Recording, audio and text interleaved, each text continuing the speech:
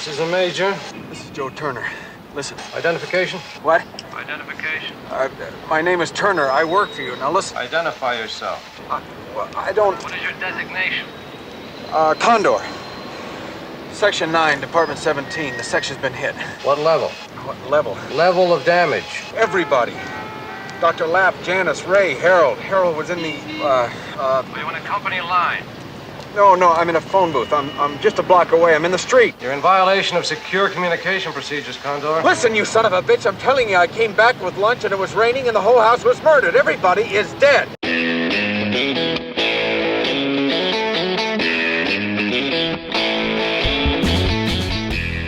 Hello and welcome once again to the Cine-Files, where each week we enter the world of a great film. We explore its themes, the history, the filmmaking, and the influence it has on us today. My name is Steve Morris. I'm a filmmaker and directing instructor in Los Angeles, California. Hello, everyone. Again, my name is John Rocha. I'm a voiceover artist, host of numerous shows, and occasionally an actor on camera. And today we're really, really happy. Well, Yes. I'm particularly really happy because I get to welcome one of my oldest friends in the world. I've known him for 30 years. We met in high school. Wow. He is an actor, a storyboard artist, a character designer, has worked in animation for 20 years at this point. 20 years this 20 year. years, started in comic books, was transferred over to animation, and we talked about the list of shows to mention, and it goes on and on and on, including Superman the Animated Series, Batman Beyond, Teen Titans, Justice League Unlimited, King of the Hill, Brave and the Bold, Transformers, and there's a whole bunch of other ones, but I'm tired of listing your credits. So I'm really, really happy to welcome to the Cine-Files, Steve Jones. Thank you very much for having me. Yeah. Is that your professional name, Steve Jones or Steven Jones? What's your professional name? I get, this is the trouble Like, with what do being, the checks say when they come? It's like, well, if you want to find me online, which I'm sure you do, it's Stephen B. Jones. There it is. And I think that's mostly what I go by. But Okay. I think, I've been around long enough. I feel like I've gone by all the different versions you can, like Stephen Jones, Stephen Right. B. Jones, Steve Jones. Have you ever wanted by S.B. Jones? Probably at S. one Jones. point. There was even like a Steve, it's gotten weird, in there. When you have such a boring name, you end up trying to jazz it up.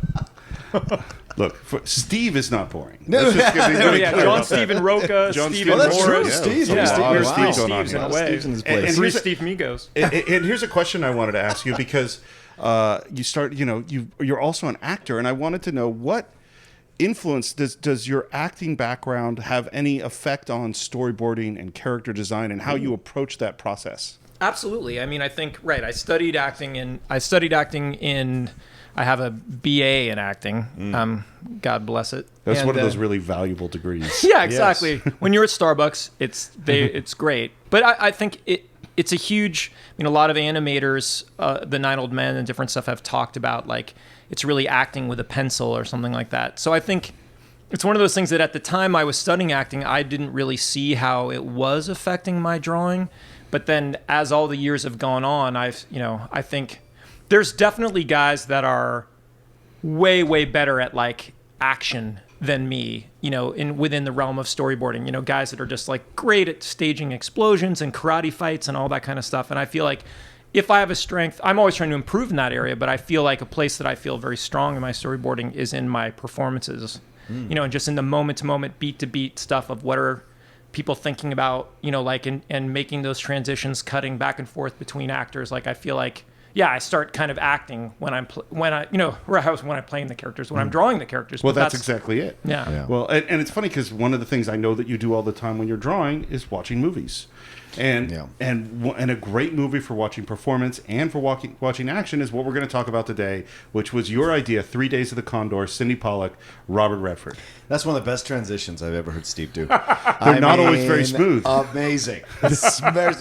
He just flipped that bat. He's just taking a leisurely stroll around the bases now. Listen, man, I'm a professional podcaster. And by professional, I mean that I don't get paid. Yep, that's professional podcaster. Professional all right. podcaster. That's right. And it was funny when we first started talking to you about doing a movie. The first thing you did was send me a list of 100+ movies. Yes. Yeah. Sorry about that. All excellent ones, and then kind of narrowed it down to 3 Days of a Condor because it was a while ago. It seems to me you kind of went down a Sidney Pollack wormhole. I did a little bit because I think I have a really unholy love for this movie. I think on just a million different levels, but it's interesting because I don't think you guys have talked about Pollack yet, and he's one of those interesting directors that he's not Kubrick. You know what I mean? Like he's Right. not spoken of in reverential tones as like this auteur film director, but he has this amazing track record, and he's made some of my favorite films. I mean, Tootsie is an incredible film, I think, on just like a million different levels and stuff. And it was fun going down the Pollock wormhole because I knew a little bit, but I'm like,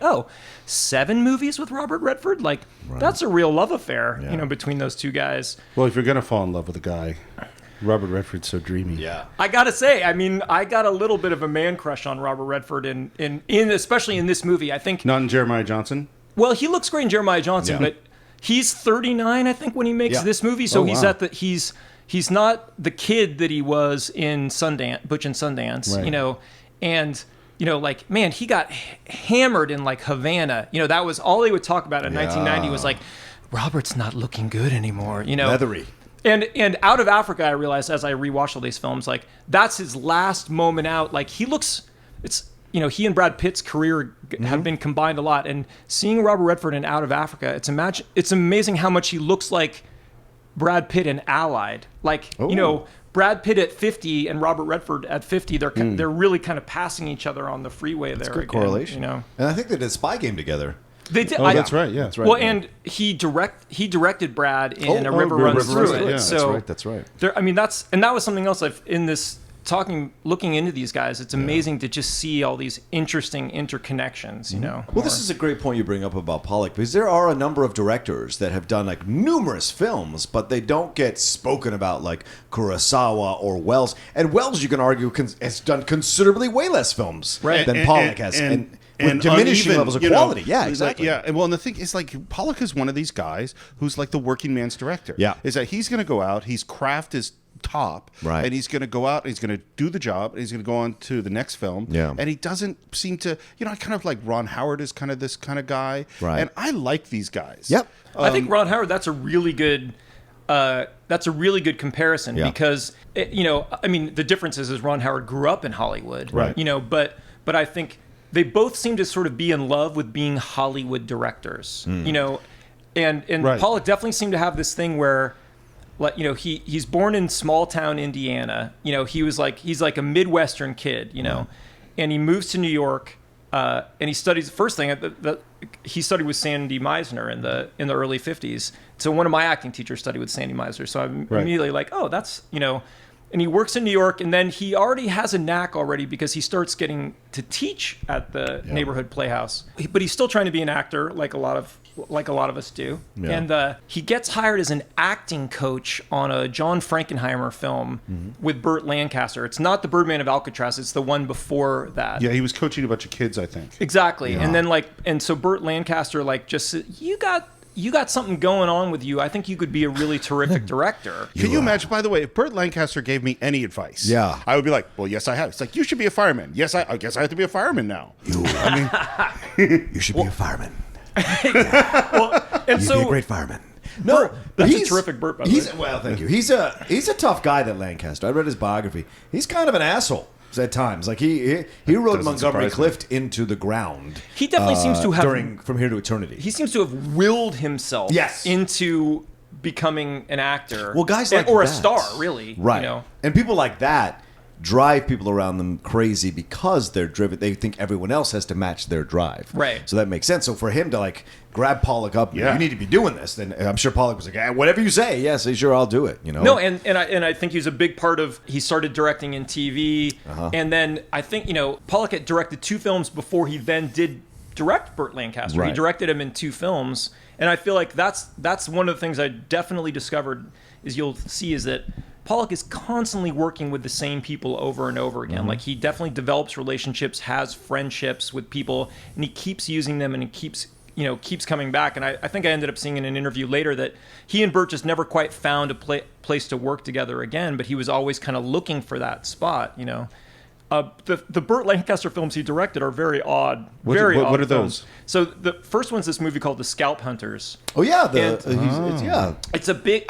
This is I think an interesting thing about Pollock is that he starts directing in the 60s, but I feel like he doesn't really find his voice until 69 when the whole paradigm of directing is shifting to what we would call like these 70s films. Right, the you know? auteurs, yeah. And I think like, you guys already talked about The Graduate and stuff, and I feel like Graduate and Bonnie of Clyde, that's when the shift kind of begins. Sure. And in that pocket is when Pollock kind of finds a sweet spot with that They Shoot Horses, Don't They? Yeah, the Jane That's where Fonda a one. bunch of people get nominations. I think that guy Gig Young won an Oscar nomination for that movie. He works with Jane Fonda there for the first time. Right. Yeah. Pollock does. But so it felt to me like in those 60s movies that Pollock was just kind of trying to learn how to be a Hollywood director.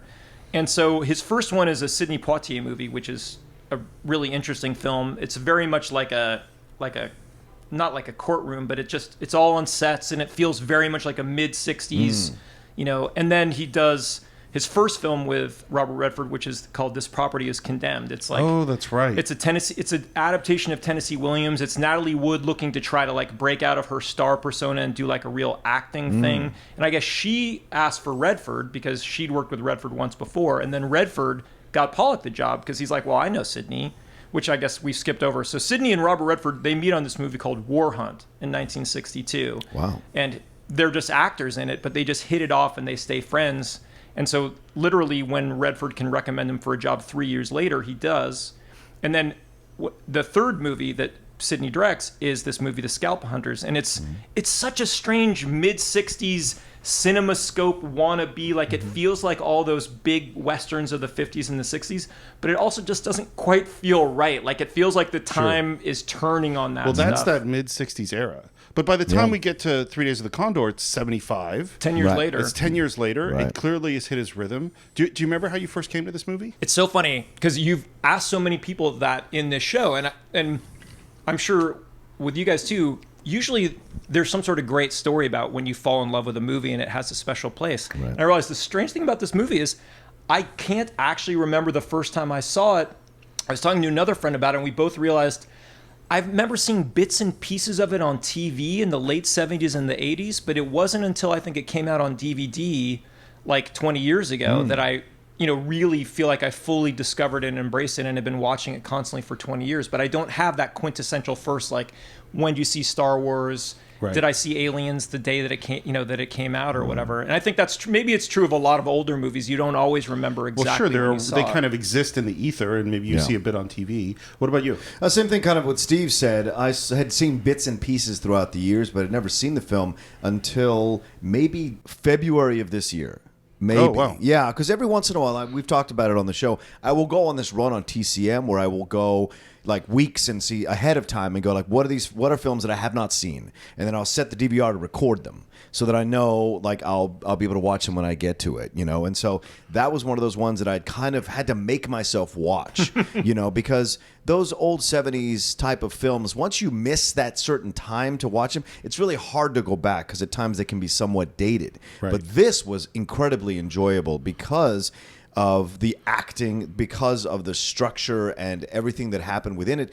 And it challenges you as a viewer. So for me, it definitely kept my attention throughout the whole film. And it was nice to see Redford, who I had seen play these other kind of parts, play something a little more darker and somewhat naive, yet also circumspect as the film goes on to see how what he thought was his world is all of a sudden getting turned around and how he has to grow up quickly in order to survive. Oh, yeah. Well, I think that's particularly why I think it's a really fun Redford piece is that, I think Robert Redford is a very good actor, but he is definitely a movie star. Yes. And so Well, like Pitt. and a lot of times movie stars are not required to be great actors for one thing, but sometimes trying to be great actors even like messes with their job description. Like people are coming to see them. It's like a Tom Hanks. There's a list. Tom Cruise. There's a lot of people that we go see. Yeah, that's a great point. And so I think Redford's never won an award like Costner too. Never won an award for acting. Right. He didn't get an Oscar until he directed. And then of course he got a director the first time he directed with Ordinary People. But I think what's fun to me about 3 Days is that it's him kind of trying to mess with that. Like he's playing a real geek. And I think we're so now we take for granted geek chic so much that we're 20 years into it.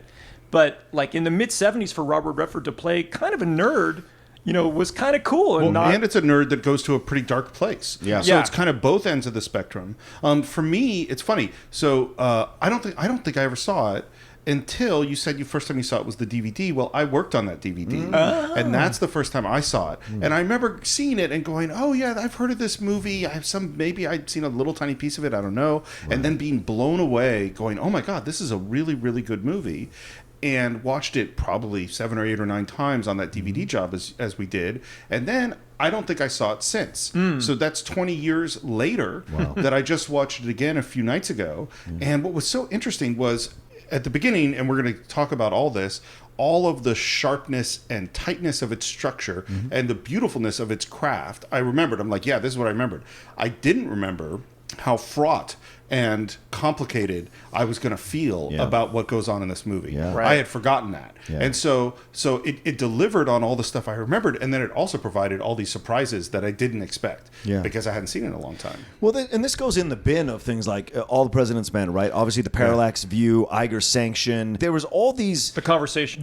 There was all these films that came out around this in the 70s, around this time, about really exploring this whole idea of a shadow conspiracy or a shadow government, or what we see now called the deep state, what we hear now in our lexicon now. So it's fascinating, and I look forward to films coming out like that now with everything that's happening in our political climate now, because that was obviously spurred on by Watergate, spurred on by the disillusion of the flower power movement, like falling apart, and the 70s and all the movements like with the Native Americans and with women protesting more to have equal rights. All these things were happening, and so it kind of exposed that, and the art reflected that, which was great. Yeah. Well, let's get into it.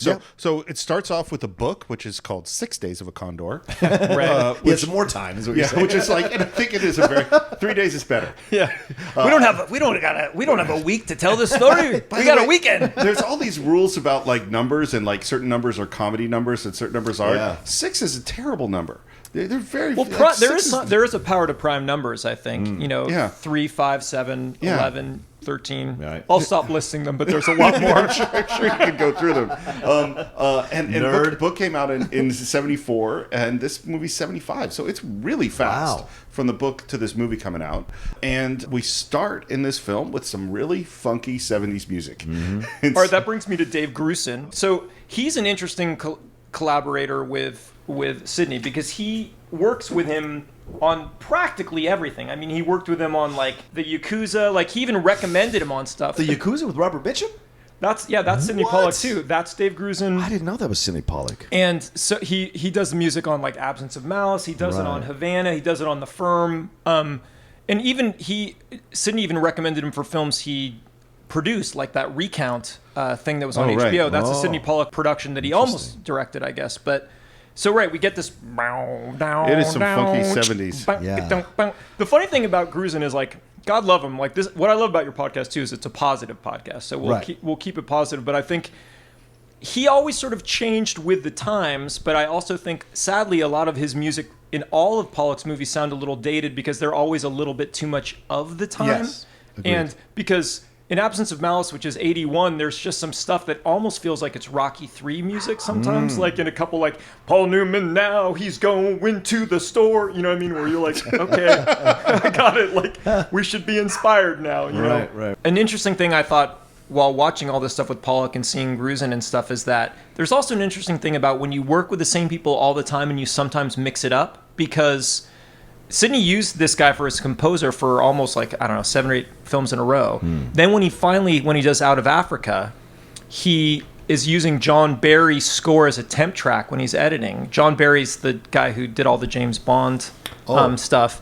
And I guess he kind of falls in love with the John Barry stuff to the degree that he finally goes to John Barry rather than Grusin. That Out of Africa score is really beautiful. And John Barry wins an Oscar it's a beautiful for score. that score. And Sidney finally wins an Oscar. So it's kind of funny that, like, Out of Africa, except for Redford, is one of those times where he kind of didn't bring all the same guys back. And it seemed to have been the special thing that kind of got Sidney over the edge to finally get Best Picture, Best Director, all that kind of stuff. All those guys are like dragging him down. As we get our funky music, we're immediately introduced to this place of work where we're seeing books and research, and people are talking about things that we don't understand. And it's a really good, mysterious kind of opening. Like, what is this place? I think one of the great things about this movie, and watching all these movies again, it made me realize this is something that Pollack does really good.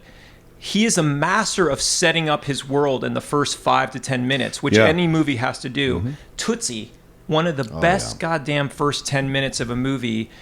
We get so much information about Dustin Hoffman in that time, like the kind of actor he is, the relationship he has with Bill Murray, with Terry Garr, like why he's such a frustrating guy to work. We get that he's not only a tremendous actor, but that he's a pain in the ass. Like we get everything. The Firm has another great. Those first 10 minutes, we're getting and Tom this Cruise's is really whole, hard to do. I mean, this is tough. I mean, like from the screenwriting point to everything, it's like, how do we compress time and get all the information we need? And what we establish, one of the things I really love about this opening is that it establishes it as such a normal place. Like it seems like an ordinary place of work. We're seeing what the guys actually do. We're seeing the books. The computers are scanning the books. But it's important to remember, and this is even true in the font they use, what we're actually watching for 1975 is super high tech. Like to us it looks quaint, like there's just these mechanical things moving stuff. They're talking about, hey, can I get a few minutes on the computer, because they all have to share computer time and stuff. But it's like super high tech, and the font is even like the that is a very computery font. I remember learning how to draw that font on my notebook in the late 70s, like because that was the cool sci-fi font. And we get I love the shot of Robert Redford on that scooter heading to work. It's so fun, and he shows up. He's got the toque, like he's Canadian toque. And there's some guy that's in a car that's set, and this is one of the things the movie does really well, is just setting the tension just a little bit with these little details. Robert Redford shows up, and it is a very different character for him. As you say, it's nerdy. He's smart. He's kind of overly involved in everything. He's a little bit, he's got a sense of humor. He's a little jokey. He doesn't take things too seriously. It's a lot of fun watching him walk into this space. Yeah, but he's also questioned, because that guy comes up and he's like, you didn't follow the proper channels. You did this kind of stuff. So we get already, like you said, the first 10 minutes of this film introduces us so concretely to the Robert Redford character, right? He's intelligent. He's smart. He's so intelligent and smart that he doesn't feel like he has to follow the rules. Right, we immediately... Which already sets up the fact that he will break rules as he goes along through the film. No, you're right. Exactly. Like the fact that he goes out the other way, that he has all these little different protocol things, that he's not a guy that's obsessed with doing everything by the book, even though he loves books. Yeah. That's great. And then in the setup, it's great too, is that we get just a little bit, those 6 characters are all real people. In just a few exchanges of lines and stuff. The security guard, hey, he's not doing it right. The lady constantly smoking. With a gun in the drawer. Right. That's a key detail. It's like, why has she got a gun in the drawer? What is this place? And the office romance, like interracial romance in 1975, pretty cool. Not something we saw a lot after he just came off of being with Mia Farrow, in Great Gatsby the year before. Like, and now it's like, oh wait, is he dating an Asian woman? Well, and they don't put any. They don't put any stuff on it. You know what I mean? Like they don't explain it. We don't know exactly what the relationship is. We just kind of show it and we sort of move on. It's really done well. And then we continue to have these little details of something's going on. We see this van pull up. We go out. He goes out because there's kids messing with his scooter, and you have this moment of something. You keep and that's such a great geeky thing too, because he goes like, "What's on your mind?" You know what I mean? Like, it's not, he doesn't come out there as a bully. He's not confrontational. He seems a little bit troubled by it, but, and then they just run off. But I love that line. Like, what's on your mind? Like, it's such a strange non-confrontational Even a little line. thing like a man puts an umbrella in a garbage can. And all of these things are sort of like, something's happening. You don't know what. And then Redford is like going to have to go out to get some lunch. And he, again, violating the rules, goes out through some back exit. Right, because he figured out it takes 30 seconds off the travel time. And it saves him from getting wet in the rain a little bit more. And we know this is a key thing, is that, they don't know that he left. Right. Whoever these people are with a list. He goes over to this diner. It's a great scene in the diner. I'm building up a great collection of rejection slips. Yeah, I know the feeling. I always wanted to be a Scofier. Well, maybe it's not too late. Van Gogh was 30 before he started to paint. No kidding. There's no mayonnaise on Dr. Lap. On the other hand, Mozart was 3 when he started to play the piano, and he was composing at 6. Fast starter. Probably better. I don't know. Van Gogh never sold a painting in a whole lifetime. Mozart died a pauper. What am I, the New York Public Library? Hey, that's a very bright man. It's very educational. That's why I come in here. You come in here to get sick, just like everybody else. Hey, come on. Hey, no butter on Ray's sandwich. He gets very panicky about butter. Total save the cat stuff in terms of like, he keeps doing stuff that both reinforces his character, that he's a little bit of a lawbreaker, but that he's also just a really good person that cares about people. You know, and smart and funny and kind of engaged. And then in come the bad guys. Well, also incredibly analytical, right? Because the saving the 30 seconds, he helps them out at the beginning with he helps them figure out what they can't seem to figure out. He figures out for them. Exactly. Yeah, the ice bullet. They're struggling with it, and then he gets it in like 20 seconds. Exactly, you know? right? And then what he says to the kids, I think, makes sense too, because he's like, "What's on your mind? It's not stop doing it. It's, I want to know what is making you think." Leading you to this conclusion that you should be doing this at this moment, right? Yeah. It's about analyze. So already we're laying the groundwork and believable exchanges with these people that he has this kind of processing brain, right? And what's great is the little moments you get with these characters lets us feel their deaths powerfully, which is what we're about to get into. Right? Because he's even selling it when he's at the restaurant, saying like, "Hey, Dr. Lapp, he's very very touchy about the mustard, whatever." Where you're like, "Oh, he cares about these guys." He's humanizing them, Yeah, it's all the little details. Yeah. And in come the professionals, and they just wipe us out. And it's scary. And I was thinking about what makes this sequence so scary.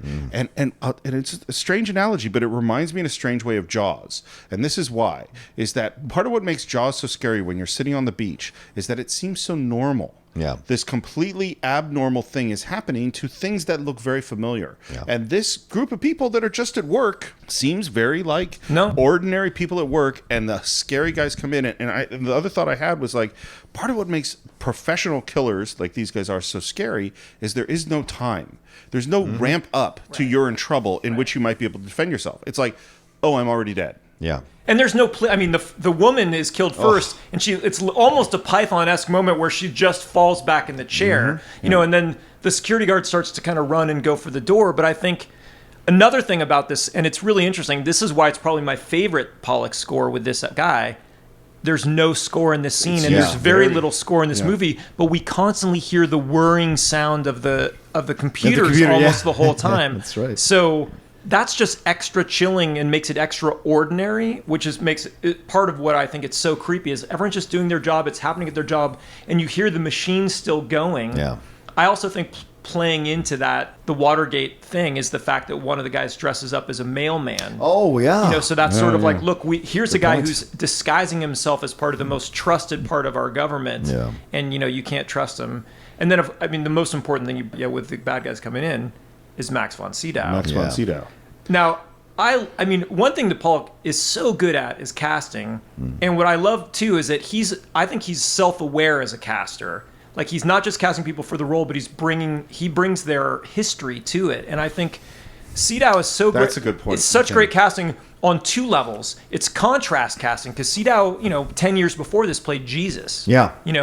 But 15 years or almost 20 years before this, he plays that knight in the Seventh Seal that plays chess with death. And I think in a way, it's like he's death in this movie. Yep. Sure. You know what I mean? So he almost symbolizes death in this movie. And there's something really interesting about getting the guy that kind of, has come to, embody death in a way with that connection to the Seventh Seal, Sydow's great. And here, fun fact, by the way, my iPad autocorrects Max von Sydow as Max von Shadow. Which I think is kind of a cool name. Yeah. So they clear out. Redford comes back. He's got his lunch, and the door is open for some reason. And he comes in, and he does a great job. And that's a really tough. John. That's some of the toughest acting to do is acting like when you're discovering something that is, my wife's cheating. Whatever that thing is, like. To play that is really difficult thing to do. Well, also because you have to escalate it as you discover the different people, and you have to give those people a history in your mind, so that when you're watching them, when you're discovering them dead, there is all of this thing, and then you're piling on as you go further and further up the building. He's seeing more and more people. Like, everyone is dead. Yeah. Right. Which is why it leads to that incredible phone conversation. I don't know if we're going to get to that just yet, but the frustration in his voice when homie's like, give me your designation. What's your designation? He's just like, God damn it, and he just loses it. And I love that because that's building. He knows he's a perfect. He has to hold it on together, but it's this kind of emotion from someone who's not used to expressing emotion in in controlled bursts. Well, It's and this is the thing. He doesn't panic. Right. But you can feel the panic. Yes. And you see the You're right. 'Cause he's panic analyzing it. Right, Yeah. exactly. And even the moment with his girlfriend, we think this is his girlfriend. Yeah. It's small and it's tender and it's real, but he knows I got to get out of here. Yeah. It's right. And little details, by the way, like that And cigarette. by the way, her death. I mean, that's Oh, yeah. because everyone else basically just Yeah. gets clobbered. The one guy kind of runs away, and when they give her deservedly moment. the full realization that this is her death, and then she, I won't scream. It's like, and then.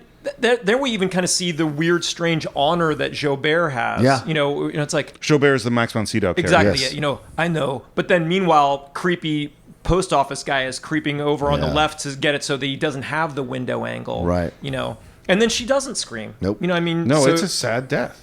So Redford puts out the cigarette that was still burning on the receptionist. which is, I love that. I mean, I love that it's still burning. That's such a great thing. But then the fact that he, again, He remembers to grab her gun. This is something my wife pointed out. Does not think about going out the back way. Well, Right. it's interesting. I've thought about that. He doesn't, but he's already come in the front way. That's a good So point. he figures, look, I'm assuming I've already been seen coming in, so there's no point going out the back way because if Maybe. or I mean, he's also panicking Yeah. too. But he basically he's already come in that way, so there isn't the thought of Makes a choice to not take his scooter, which is interesting. And again, this is what we're going to see from this character. This guy's smart. Yeah. We know that he was smart at the beginning. And while he is panicked now, we are going to see those wheels start to turn. They grind a little bit at first and then turn faster and faster until we see the actions of a really smart guy in a genuinely scary situation. Right. He's constantly smart in the moment.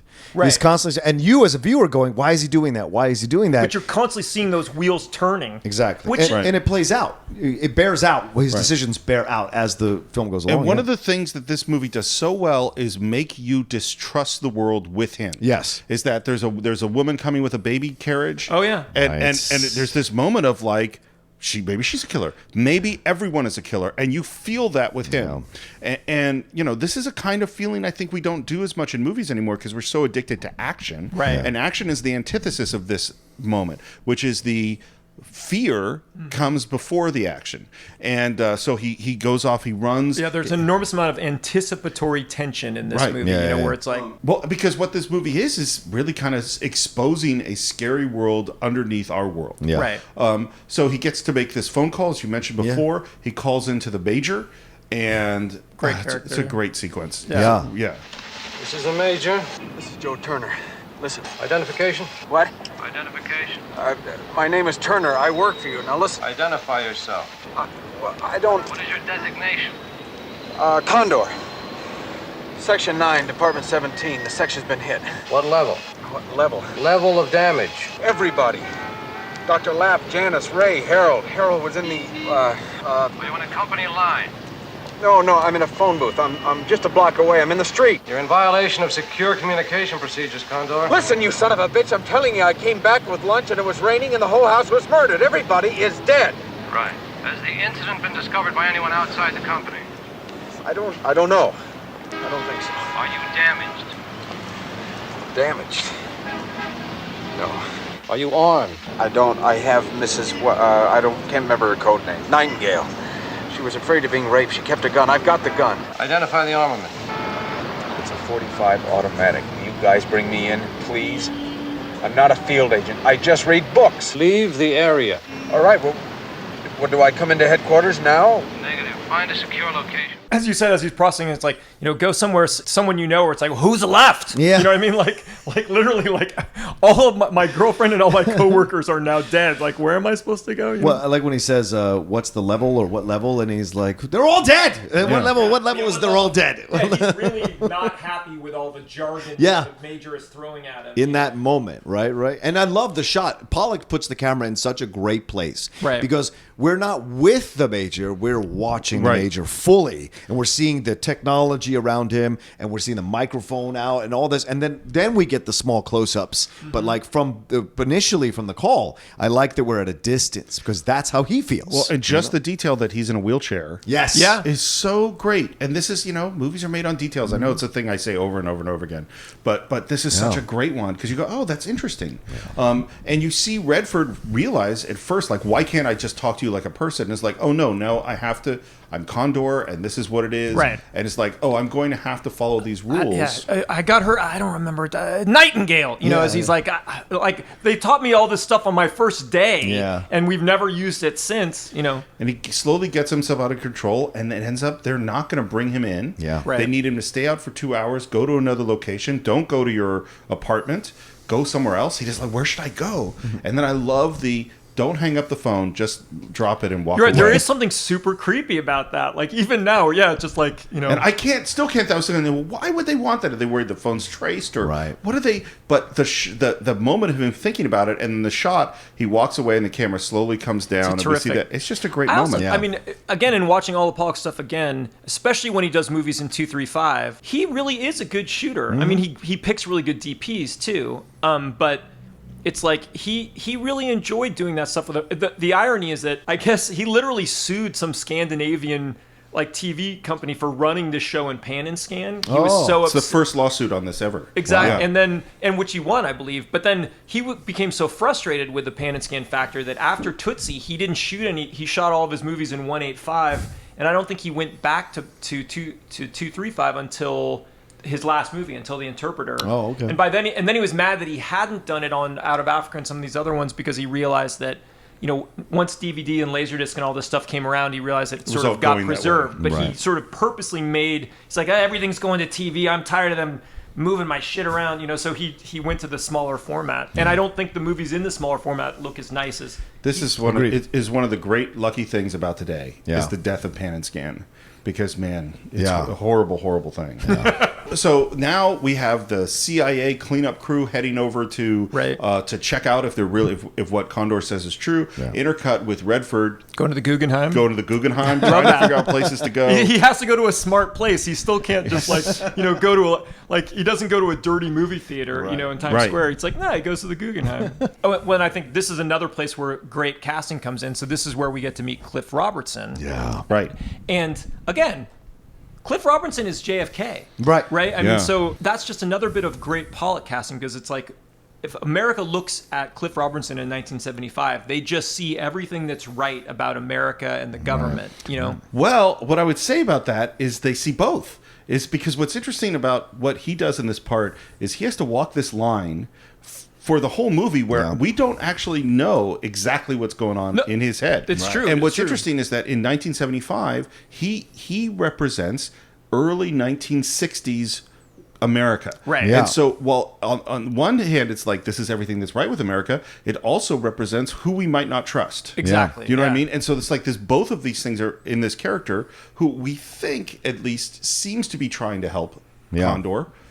But it's hard to know. Well, that's what was so great about when those guys made Winter Soldier and they were trying to do a callback to these films. And so then they actually got Redford to participate. And Redford he had become the Cliff Robertson. Right. And then to take it to that next level where they just full on had him be bad, you're like, wheels within wheels. It was a great twist. I love that in Winter Soldier. But Cliff Roberts is also a great casting choice because he brings that weight to the part that you need, and that you want to believe him, you want to trust him. So therefore, when he does betray him, he does kind of turn on him, you are like even more devastated because you wanted, like you said, he played the president, but he also did Charlie. People forget Charlie. So one of the first portrayals of a mentally handicapped person, and I think he won the Oscar for that too. So I think so. Or got nominated at least. But I remember reading that book and then watching the movie, and it was painfully amazing. By the way, a reason that why short story, that made me cry more than anything. I read it in junior high. Like, that messed me up so much. Well, that's I mean,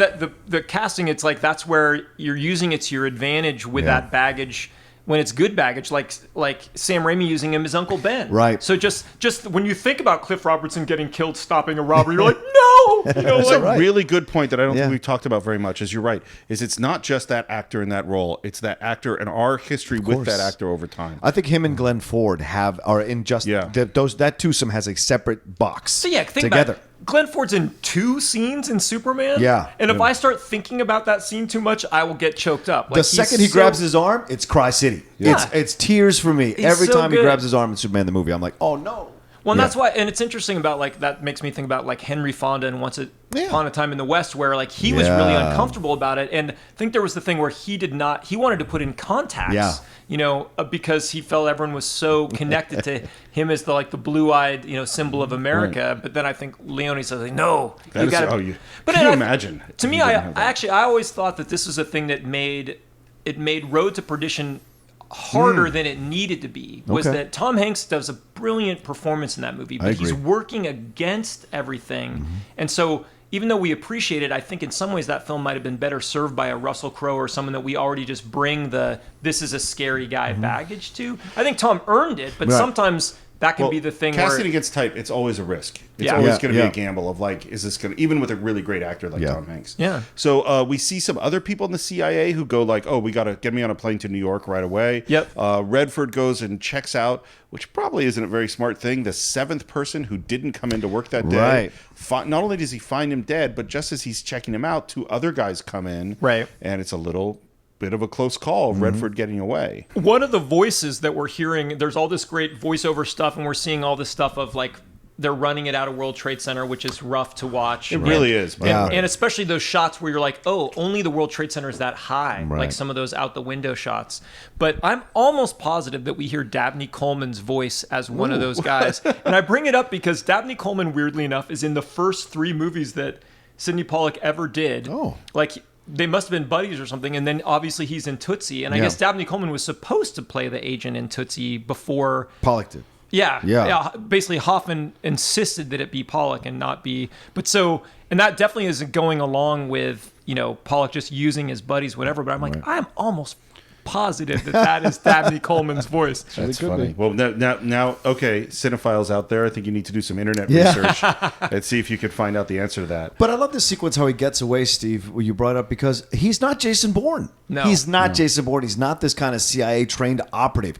He has to rely on his wits. He has to rely on a little bit of luck in certain moments and outwitting these guys. Because if these guys were that intelligent, they wouldn't be just assassins or just killers. They'd be higher up in the chain. So he has a way of, other than Jobert, obviously, but like everyone else comes a little more thuggy, like, and so Definitely. he's able to outsmart them in that way, and that works to his advantage in numerous times. And this is one of those times. So now it's time to have this second call, and Redford's Yeah. gotten it a little bit more under control at this moment. He goes to make the second call, and he's on the phone now with Cliff Robertson. This is Condor. Who is this? Deputy Director Higgins, New York Center. I'm controlling now, Condor. Where are you? How come I need a code name and you don't? And Cliff Robertson says, okay, we're going to bring you in, and you're going to go to this alley behind this hotel. And suddenly, you see Redford is not trusting him. Yeah. 1 hour from now at exactly 15:30, I want you to enter that alley from the 73rd Street side. Will you be there? The head of your department just came here from D.C. He's going to bring you home. I've never met him. Don't worry. He's studying your photos now. I don't know you either. Because we're thinking, oh, of course, look, this is what the movie would have been if it had been made just 5-6 years ago. He would have come in, and it would have been a different Because story. the CIA are the good guys. Yeah, and you're Right. hearing Cliff Robertson's telling you and stuff, because they brought in Wick, I think is the character's Wick. name, that's the Wick, head yeah. of his department, but then he's like, I don't know him, and then you see him have that same realization. Wait, I don't know you either. Yeah. like. Right. Why do I have to prove to you? You have to prove to me Wait, too. yeah, how come I have Yeah. to use my code name and Yeah. you use your name? Like, Exactly. wait, like, how do I know that you guys aren't just the guys? And of course, Yeah. he's right to be suspicious because one of the guys. He's definitely right to be suspicious, and the solution is we're going to get this friend of yours. All right, Turner. We'll bring along a familiar face, somebody you know. Who's left? Got a friend in statistics named Sam Barber. Right. You know, which again is a creepy moment where they go, we know that you're friends with this guy. in statistics. Yeah. Which they've set up. I mean, in the first scene where he gets a kiss from his girlfriend, Yeah. it's like we're having dinner at Sam and I forget the wife, and they just It just comes in. They don't put a lantern on it at all. Yeah. But it's there. They set it up. They set that dinner up. And so Redford goes, okay, if Sam comes, it's going to be okay. And then we see Sam getting ready in like the armory or whatever. He's got a bulletproof vest put on, and he's with this guy Wicks, who doesn't take a bulletproof vest but does take a 45. And there's one moment in this scene that is fascinating, which is Sam is saying, "Oh yeah, I've known him forever. Me and my wife, I guess, have known him forever." Yeah. How long have you known Condor? Joey. I knew him before he was a bird, even. We went to CCNY. My wife, May, too. She ever Condor's girl? Here you go, Mr. Wicks. But the fact that he either A, already had the information, or B, he's just one of Poking those at it? Yeah. Weasley guys that's probing for that information. It's a weird moment, and I think it creates you feeling, up to this point, you're like, oh, okay, so he's going to go in, and this is going to be okay. Right. And at that moment, I kind of go, wait a minute. wait, what's that about? Yeah. And Sam does give him the tiniest hint of a look, Yeah. But there is another thing in it that they, again, don't paint a lantern on at all. He asked for a 45. Yep. Now, they don't make any kind of thing about it, but we know they've already gone out of their way to have the Major has asked him what armament he has. And so he asked for the same kind of gun that... right. so right. it's like, what kind of gun? And then he just says so casually, you got a 45? Like, he literally just throws it away. They don't move in on it. There's no cut. There's no anything extra. But it's like... You're right. I hadn't thought about that. That's a great point. Because there is a little bit of sauce put on the moment you just described. They want us to notice it. But having watched it a few times, you realize, like, oh, the 45 thing's in there too, but they don't even put anything on it, Now we head off to this alleyway, and it's very tense. We have Sam and this guy Wicks are waiting, and we see that Robert Redford is waiting somewhere else, and how are we going to go? And then Wicks does this very strange thing, which is to stack 2 garbage cans.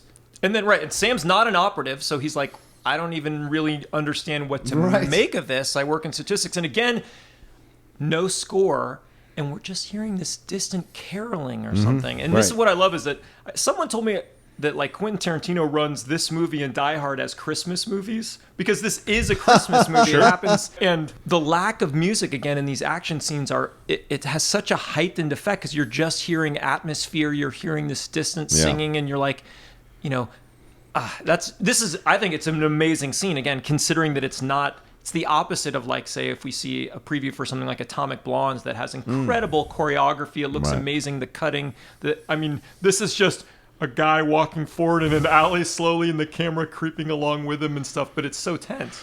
Well, and it's kind of the thing I was saying before, is that the action sequences turns the tension down on a certain level, because when you see beautiful choreography, and I love beautiful choreography, but I look at that and I go, that's not real. That's not me. That's not the real world. Right. Whereas I feel like Condor... It's John, kind of. I mean, I've seen John a little bit stuff. But yes, I understand. It's not me or you. Is that I feel like Redford, how would I feel? What would I do in this situation? And because it feels very real. He's moving into this alleyway. It's very scary. He sees his friend Sam. The other guy is suddenly hiding. And then the other guy comes out and starts shooting. Mm-hmm. And that's when he realizes or the other guy comes out and makes the big sound. He knocks over the garbage cans. That distracts Sam, and then they're looking, because he's like, "No, come on, Joey, come on," come down, and then he makes a big sound that distracts Sam, and then he shoots at Redford. Redford's like, "What the?" He dives for cover. Right. He's got a silencer on it too, and then Sam again. He is not hip to what's going on. He's like, no, look. He keeps trying to tell Wicks, this is him. Yeah. It's Joey. It's him. He's not a bad guy. Like, the poor guy, to the moment till he gets shot, he does not realize what's going on. Redford wounds Wicks, and then Wicks turns and shoots right at the base of the neck above that bulletproof vest, Sam. Yeah. And that's it for Sam. Yep. And Redford runs. Poor Sam.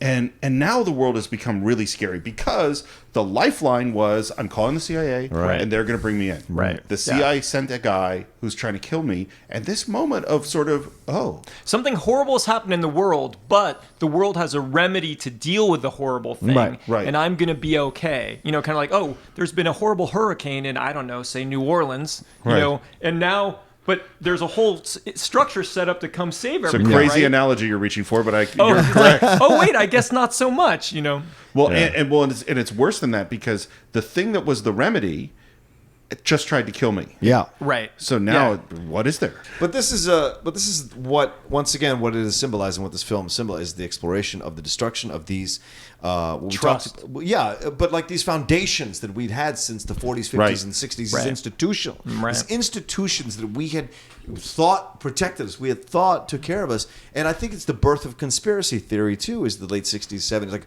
really the birth of this idea, of these movements of believing in this kind of stuff, Right. You know, and you see this come like Star Chambers in the 80s. That is also another exploration, not as great of a movie, but it's also an exploration of this possibility of this shadow government constantly Right. working underneath, you know. And we'll get to the ending, but I love that ending scene, and all this stuff that occurs leads to that exchange between Robert Redford and Cliff Robertson at the end. Absolutely. And so to me, this is a great moment too, because now he's like, I don't know where I stand or where I go.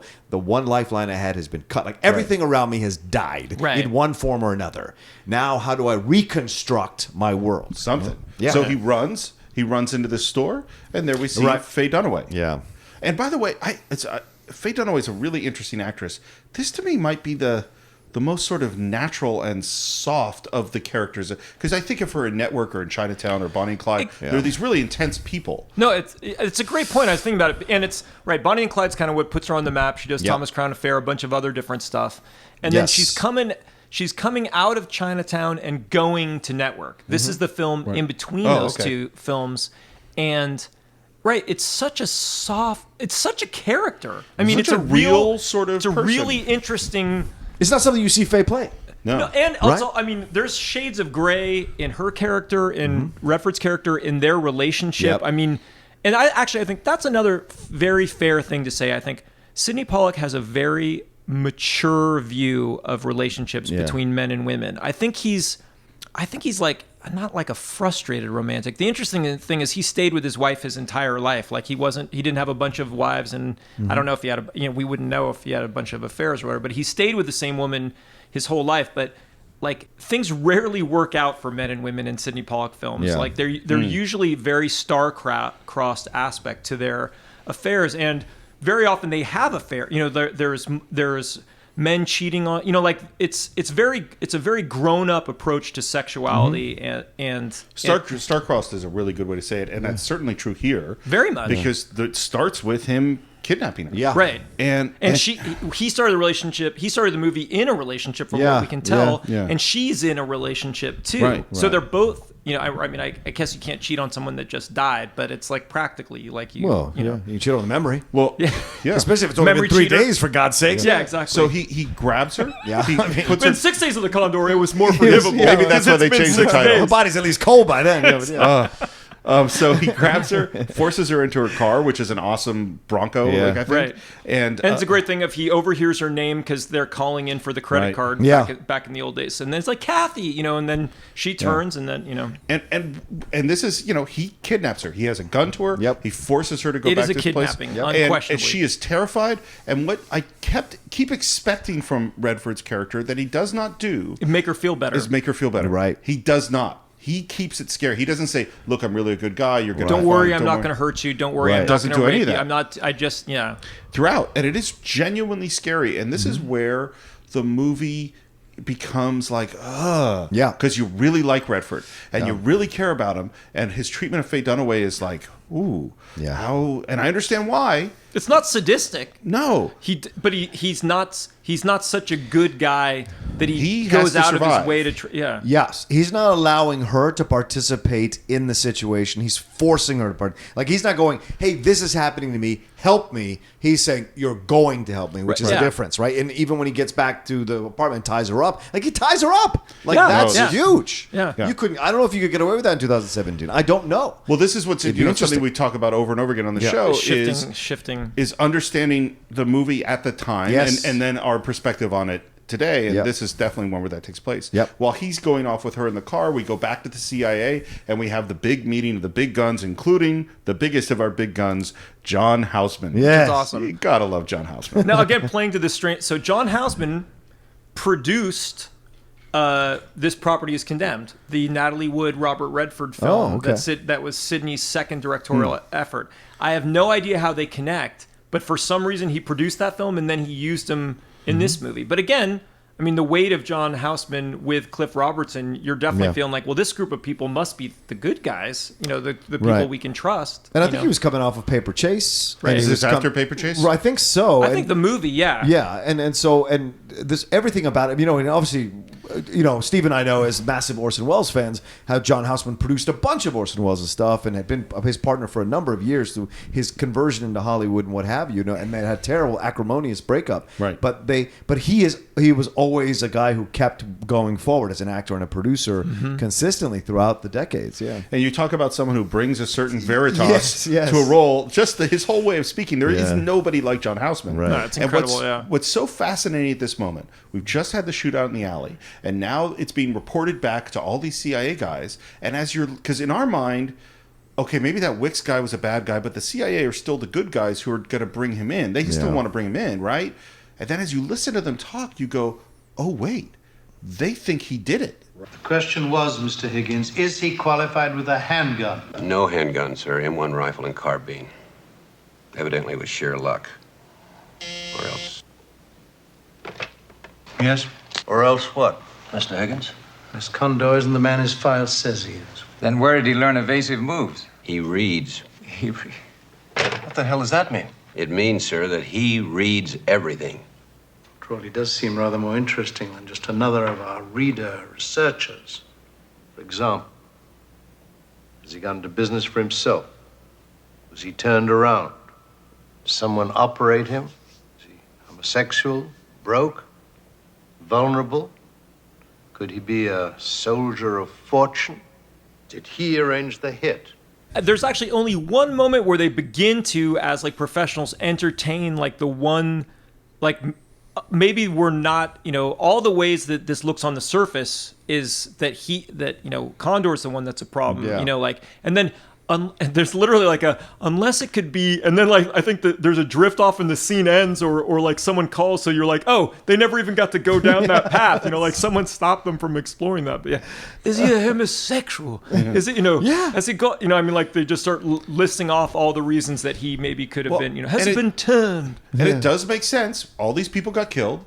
And then when they sent, ostensibly, the good guys, he killed them both. Or he shot his friend. Everyone that Condor knows is dying, so what's in common? Condor. And I'd like to know what homosexuality played in whether I think back then it was a much bigger deal in terms of...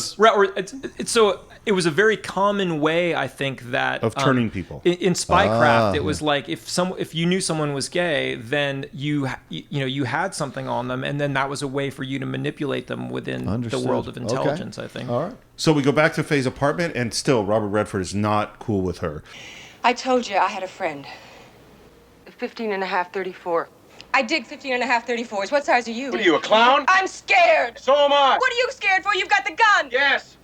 And she is, you could see, and Faye Dunaway, again, in this really soft way that I don't think we've seen from her, is really scared and trying to keep it together. And you see the wheels turning in her head of like, is this a bad guy who's going to rape me? Is what is this? Trying to figure it out. He plays this thing, and this is a hard thing to play too. He's just so fraught. You know what I mean? From how exhausting this experience has been. I just love the fact that he realizes, and again, he knows his greatest weapon is his brain, and he is so tired and burn out from the constant adrenaline. He's like, I just need to sleep.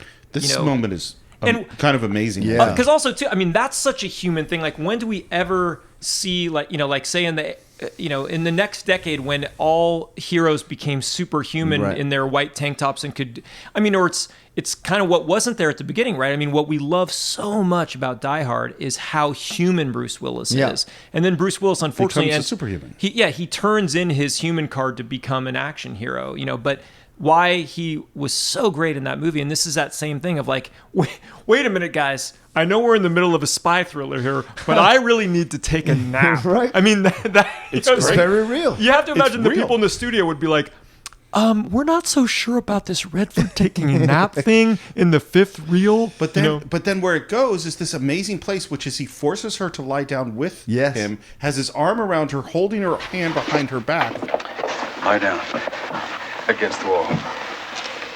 Put this arm behind you. And keep it. Now you listen to me. I am tired. I've got to close my eyes for a while. I can't think straight.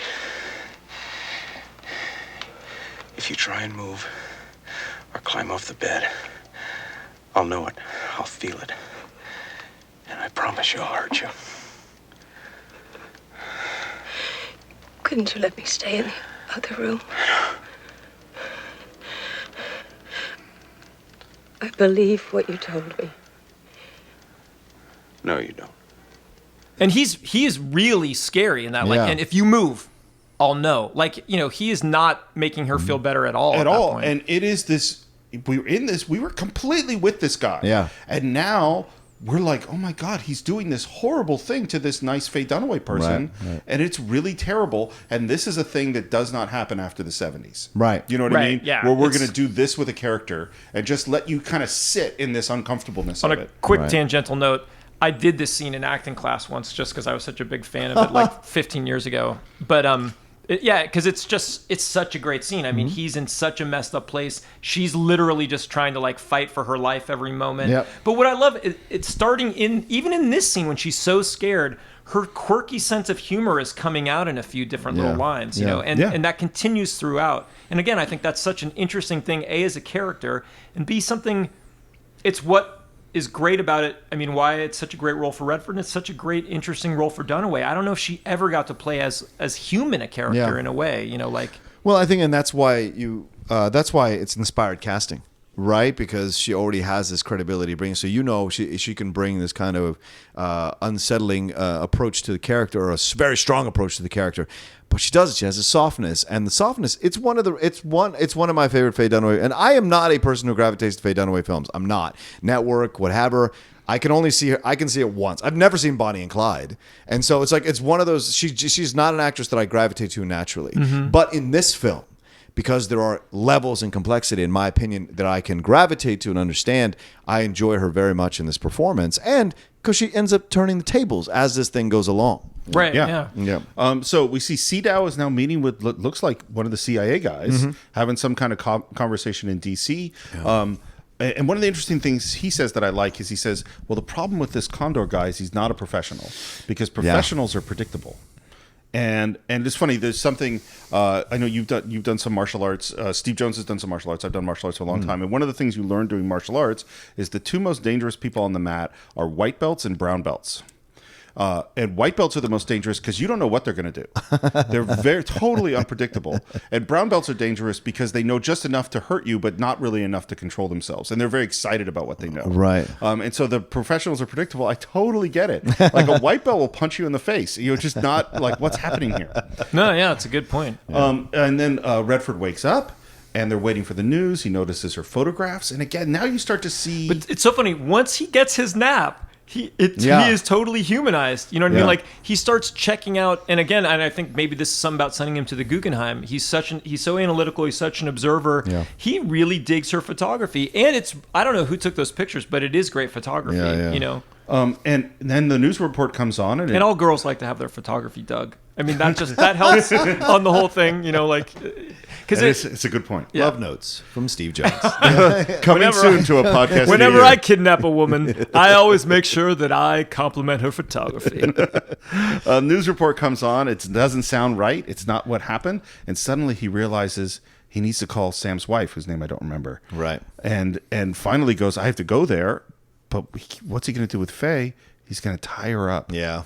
Again, this is troubling. This is really upsetting, particularly when you're a guy that's going out possibly to be killed. Yeah. And the woman that you just tied up, I mean, she could die. No. Yeah. I mean, again, like he's just avoided death twice. Everyone he know has been killed. Then his best friend is killed. You know, I mean, so he is literally running for his life. And now he is not being as nice to this woman as he has the power that he could be being nicer to her. Right. But he also, I think, feels that his life is very much at stake. But he is making the calculated, shitty decision to basically make her life be at stake too. Isn't this the sequence where she says, "I don't think I want to get to know you that well either," or is that later on? I think so. Yeah, because showing the pictures. She says so many great, nice things too. Of just like, I love when she's tying him up. She just calls him a bully, and there's something so like childlike and sort of sad about that too. Yeah. But very real, like because now once he's woken up, he's seeming more and more like a real guy. Yeah. So then it's like, look, you don't have to tie me up. Like, can't we be reasonable about this? You seem like a reasonable person, you know.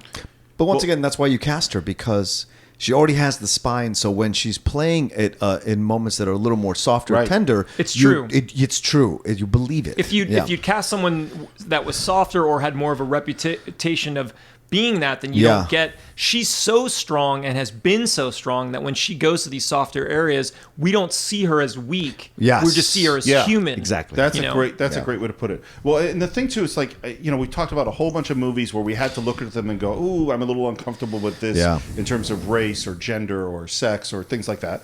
And in this one, I find fundamentally not that way. I mean, there are things I'm uncomfortable It's with. tricky to navigate, but it's not quite But this the same. movie is Yeah. intentionally making you uncomfortable. Right. Yes. It's as opposed to back in the day, we would have just accepted this thing, and now we look at it and go, "Ooh, I don't like it." Apparently, in the scene we described particularly, in these first two scenes, I think I read someplace behind the scenes that is like, Dunaway was as a lot of, you know, as anyone is, was a huge Redford fan and was like really wanted to work with him. And so apparently was really not quite bringing the level of fear in some of the different, like she was kind of being a little bit too easy, you know, for going down the path that they have her character go, because on a certain level, she was just a big Redford fan and willing to go down that path. So then I guess on a lot of her coverage and a lot of different stuff, like Pollock had them shoot some of the stuff where he was kind of saying the lines and doing some of the lines and kind of being the heavy that I guess Redford was not. Redford was doing it in his own performances, but to get more of that fear out of her, he, I think, you know, in some of her coverage, he ended up doing the stuff to really basically scare the hell out of her. Wow. You know?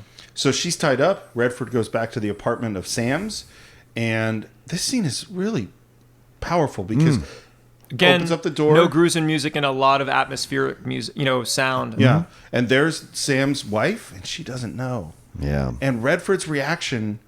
You know, he gets this long hug, and you see kind of the dawning fear on her. And I love the fact and that she makes that joke about like, hey, let's, you know, like let's hey, if it's let's get drunk. Well, it'll be like seems like old times, you know, whatever. Like they clearly have been together. But you're gonna say the shot when he looks at the 4 empty places. Yeah, you know, it's like. Well, and you kind of have forgotten how little time has passed. Right. Oh, that was just this morning. They were supposed to be here tonight. That's a great point. That's a great point. We're only at one day of the Condor at this point. Right. And so... Do they even need all 3? I mean, it's more like 2.5, really. So he tells her she's got to go somewhere safe. Yeah. He's trying to leave, and who do we find in the elevator? Oh, Max von Sydow. Whoa, such a great reveal, man.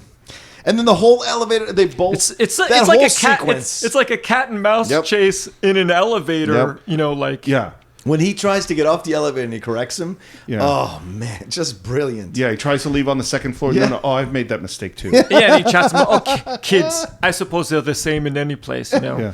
And then we get off in the lobby, and Redford talks to the.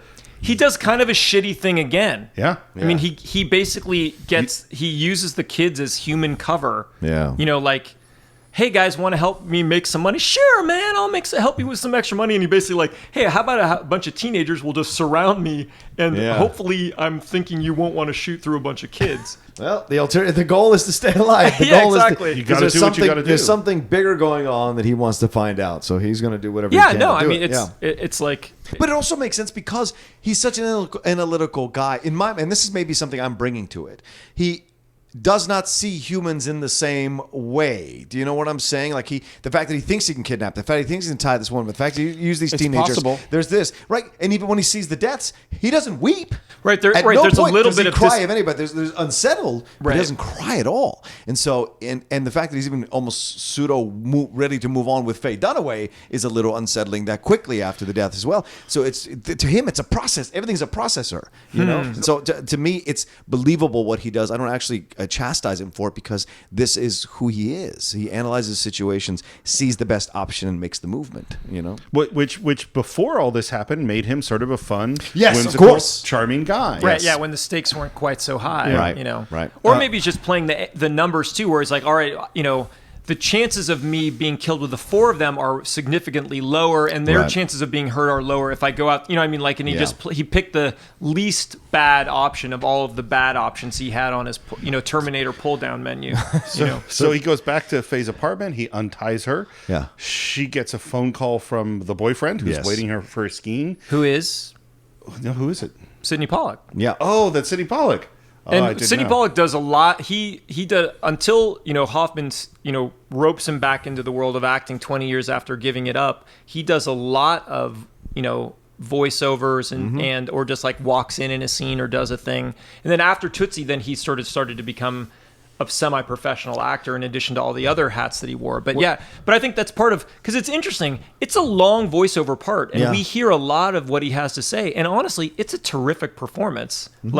But it is Sidney Pollack. I've never not believed him in anything I've seen him in. He's great. He's fantastic. terrific. Even in Eyes Wide Shut, which isn't a great movie, his sequence with Tom Cruise over the pool table near the end of the movie is like unsettling as hell. Yeah, and because that voice of his too. Like when he's yelling at Dustin Hoffman and Tootsie is great when they're in the diner or whatever. And I think it's that Meisner thing too, where it's like, and this is definitely something that I studied with a lot of different people, and one of the things I appreciated most that I got from Meisner is kind of this idea of like, you don't speak it unless it's true. Yeah. You know what I mean? And I feel like he has this way of, and I get that's why Hoffman harassed, Hoffman was like, look, if it's Dabney, I'm getting it from a peer. Right. For me to, Hoffman was so method. For me to believe that the only way for me to get a part is to dress up like a woman, it has to come from you. It has to come from this authority. If you tell me that I can't work anymore, I'll believe it, And I love that. We could talk, Tootsie's a whole other night, but that would be it is a whole other night. Because tonight we are sitting with Faye Dunaway and Robert Redford as they look at the photographs. Yeah, and this is the most vulnerable I've ever seen Faye Dunaway in a role. Sometimes I take a picture that isn't like me, but I took it, so it is like me. It has to be. I put those pictures away. I'd like to see those pictures. We don't know each other that well. Do you know anybody that well? I don't think I want to know you very well. I don't think you're going to live much longer. Well, I may surprise you. Anyway, you're not telling the truth. What do you mean? You'd rather be with somebody who's not going to live much longer. At least somebody who would be on his way. I'm not. You take pictures. Beautiful pictures. But of empty streets. And trees with no leaves. November. Why haven't you asked me to untie your hands? How much do you want? I just want to stop it. For a few hours. For the rest of the night. And then I'll go. And then, this is where I do go, this is a little weird today, is where a little Stockholm-y, little Stockholm syndrome. Absolutely. Is that you go, oh, are they going to kiss? Yeah. Oh, they are. Oh, they're having sex. And it's intercut with the photographs and beautifully done. And it is intentionally fraught with some stuff. But looking at it today, it's even more so. It's true. But though I do think it's not like it's believable in the context of how they've set it up and built it up. They built it sort of step by step. And his performance too, when he's analyzing the pictures, I think is, it's like not winter, November, like where he, like she says, I could use eyes like that. Like he is weirdly enough, he's kidnapped this woman, but he truly sees her, and he has this really penetrating way of seeing everything, so it's this strange thing of like, wait, on some level, you really get the impression of Sidney Pollack seeming kind of like this rough and tough guy, like she's kind of with a guy that, it seems like their relationship's in distress. Like this is a save the relationship trip, that she's missing. That you kind of feel like that's what's going on. And so then it's this sense of like, how weird is this star-crossed thing where a guy who's kidnapped me sees me more clearly than the guy in my life, Well, and also where the film is set up is real smart to let that happen too, because you don't spend a lot of time with Robert Redford and his girlfriend. It's only a couple of scenes, right? And then you only hear this boyfriend on voiceover. And once again, like you just said, Steve, you're presented a relationship in distress. And those of us who are adults, we've been in these situations.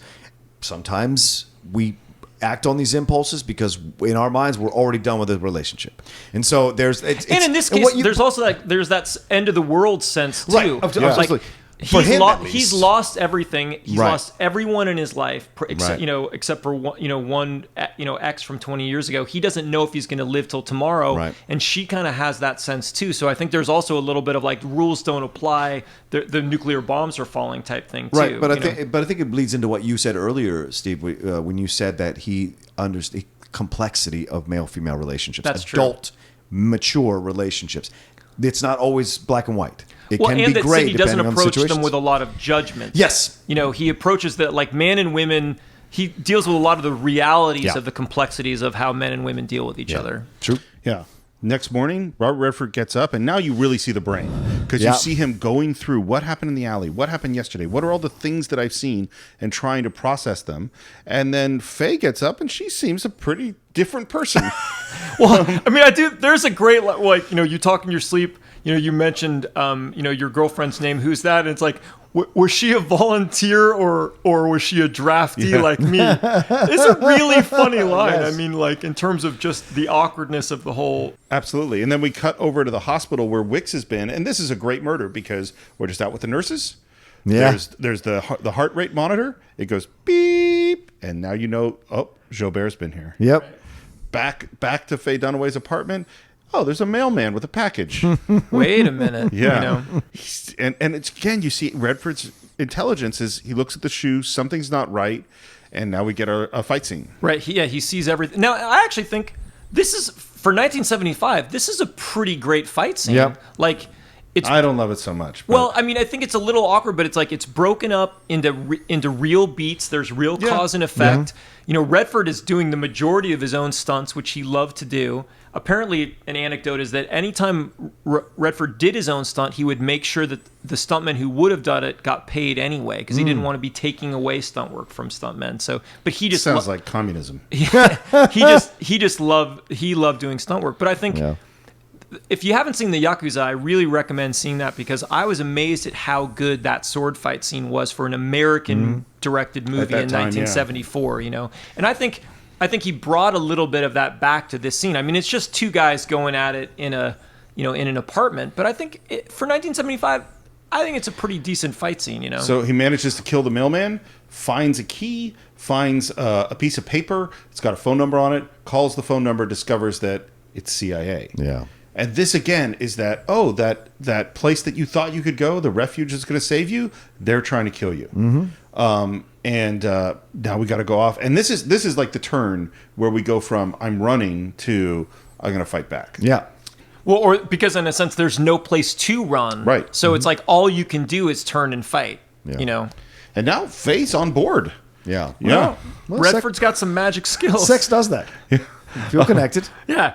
When you kidnap a woman and you compliment her photography and you see her in a way that no one else sees her, and then you do a very proper lovemaking, apparently she will break into CIA headquarters for you. You have recruited her at that point, more or less. Wow. It's speaking of, because in Out of Sight, Steven Soderbergh, who's a huge fan of all things 70s, has George Clooney and Jennifer Lopez reference this movie and reference their thing. And do you think it's believable that they got together so much or not? But what I think, is unlike those characters in Out of Sight who sort of fall in love with each other, like you know that this is not a relationship, that it's ever going to be a relationship. Like they end up creating some sort of strange star-crossed connection, and she decides to be helpful to him, but they're never going to end up together. You know what I mean? Yeah. Like assuming Robert, I mean, there's no 6 days of the Condor because probably Robert Redford's character, maybe doesn't survive. I don't know. Yeah. So now Faye Dunaway breaks into the CIA. Doesn't break into the CIA. She kind of lies her way into the CIA, gets a look at Higgins, marks him for Redford, follows him into a restaurant, sits down very confident, and she is really fun and charming in this moment. Says this guy is waiting for you outside. They go outside. Redford grabs him into the car, and they kidnap Higgins. Yep. Basically, at this point, Robert Redford is well on his way to becoming a professional kidnapper. He's doing very well. He's pretty good at this one. And we get a conversation between Higgins and Redford, like on the, near the water, going over what's really going on. Get me in, Higgins. What good would that do? If you're right and they are inside, what good would it do to bring you in? What am I supposed to do? I'm sorry. You're sorry? Oh, I get it. You expect me to draw fire. Like one of those penny arcade bears that parades back and forth waiting for somebody. Somebody very good just to take another shot. And you're just going to hang around and pick him up before he does it? Or just after? I'm going to try and find out what's going on. I'm going to cross-check all those names. Nice talking to you, Higgins. Oh, wait a minute. Have a nice day. Where are you going? Where will I find you?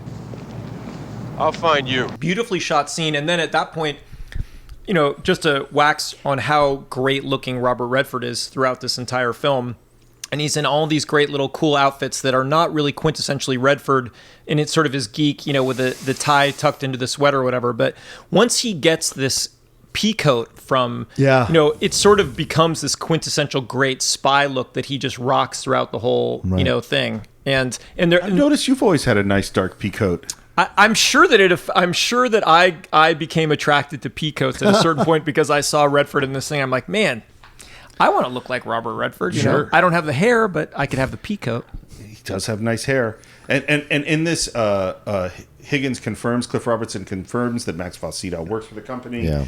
And there's this, we find out that Wicks is dead. And there's just this moment where Redford very vulnerably says, what am I supposed to do? Right. And we're still in this place of, can I come back in or can I not? And then Cliff really just fucking kicks the table leg out from under him or whatever by just saying, like, what good would it do for you to come in now if this thing that you're proposing exists? Like, you're actually safer out there on your own than to be inside, which is really disturbing. What's his game here? Not Redford's. Higgins. What's Higgins' game? And then Redford brings that up, right? It's like, maybe it's better for me to be the stalking horse for you guys to flush out your bad guys. Yeah. Well, I'm just a researcher, Well, and we don't, this is the thing with Higgins. We don't get to know. Yeah. We don't, because the whole time you're going, that wait, mustache. is Higgins in on it? It is a mustache. Is he in on it or not in it? Is he on Redford's side or not? And you can interpret him either way throughout the whole movie. And there's a great line. They're so great at just suggesting, where... Redford... he has his phone skills, so he steals a little phone thing. Right. He goes to a hardware store to find out where the key came from, finds out it's from a Holiday Inn, and get somehow... You in the trade? It's great, too. It's like, how do you know so much? Oh, I read it in a book, And this is so great about it. He's so smart and so capable, gets on the switchboard, essentially, taps into Jobert's phone in the Holiday Inn, records him calling someone. Thank God we have touch-tone phones at this point. Right. I guess he could have recorded the click, click, click, click, click of a rotary phone. Then calls the CIA, gets them to decode what the touchtone phone is, calls a different number, gets them to find out what that number is, and now he knows where the bad guy is. Yeah. Right. Yeah, and it's great spy stuff. Really fun. It's great, and I think it's such a fun celebration of smartness, and I think a really cool thing about Robert Redford in the 70s, it's interesting, is that it's like John Wayne could not have done any of this stuff. Right. You know what I mean? It's like... And Redford, I think Redford is the movie star of the 1970s, and he sort of sums up, and he's everything that's good about the 70s male. Unfortunately, Rocha's thinking about that. Everyone trying to do that couldn't quite, but it's like, because he's sensitive, he's smart, but he's always still masculine, and he's he's liberal, he fights for Native American, he's not the biggest star in the 70s, by the way, box office wise. No, well, he has a great run right at this point in the middle, he's probably at his peak, but I don't know if he makes it throughout the whole 70s, but I love Redford. It's funny because I know Burt Reynolds, I think, has the longest run as the top box office guy in the 70s, and Eastwood's actually huge in terms of box office. It's true. But in terms of what you're saying. I think kind of zeitgeist for the shift to what the 70s is kind of about. I think Redford definitely personifies that certain... Yeah. And I also think it's what made his shift to the 80s awkward. Mm-hmm. But then at the same time, it's also he so smartly... In the 80s, he became a director. Yeah. He started the Sundance Institute. And he really didn't act for almost most of the 80s, except for Out of Africa and just a couple films. So he almost seems to sense the passing of the zeitgeist, and he let it pass to arguably Harrison Ford. You know? Interesting. So he calls Higgins in. They try to trace the call. They can't do it. And now we see Redford's really taking control. Yeah. And we find out that the guy is Leonard Atwood. And he knows where Leonard Atwood lives, and he's heading off to that. And we get to a train station, and there's a very nice little goodbye with Faye Dunaway. Yeah. What are you going to do there? See a guy. More secrets. Like those pictures you hide. Yes. Someday I'd like to show them to you.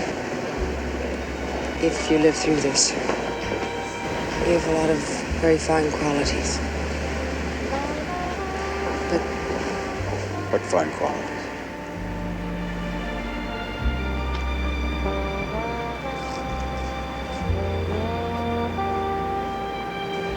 You have good eyes. Not kind, but they don't lie. And they don't look away much. And they don't miss anything. I could use eyes like that. And this is where, as you say, these are star-crossed lovers, and it is very clear, like, oh yeah, this can't work. Right. There's no... and even she, like, I still think I think she even articulates that your odds of survival still at this point are extremely low. Like, I worry about her odds of survival, by the way. They're not great either. Right. He has tainted them, you know. Gotcha. And then we go back, and there's this really kind of, after he gets off the phone with Higgins, we have Higgins and John Houseman, and they talk about the CIA.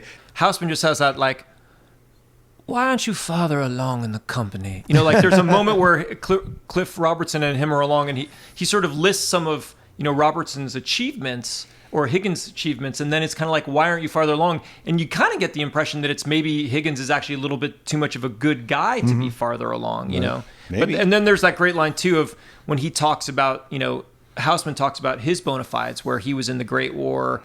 I go even further back than that. 10 years after the Great War, as we used to call it, before we knew enough to number them. You miss that kind of action, sir? No. I miss that kind of clarity. I miss that kind of clarity, Yeah. which is, I think... that's a great line. It's sort of speaking for everybody at that point, too, Well, and in that discussion, we're in a very unclear circumstance. Yeah. We don't know who Condor is. We don't know why these people were killed. We don't know what role Higgins and Wicks we know what Wicks did. We don't know how Houseman really feels about any of these things. Mm-hmm. And one of the interesting things about that scene is we never get to know exactly, like Houseman says something like, you're comfortable with what we're about to do.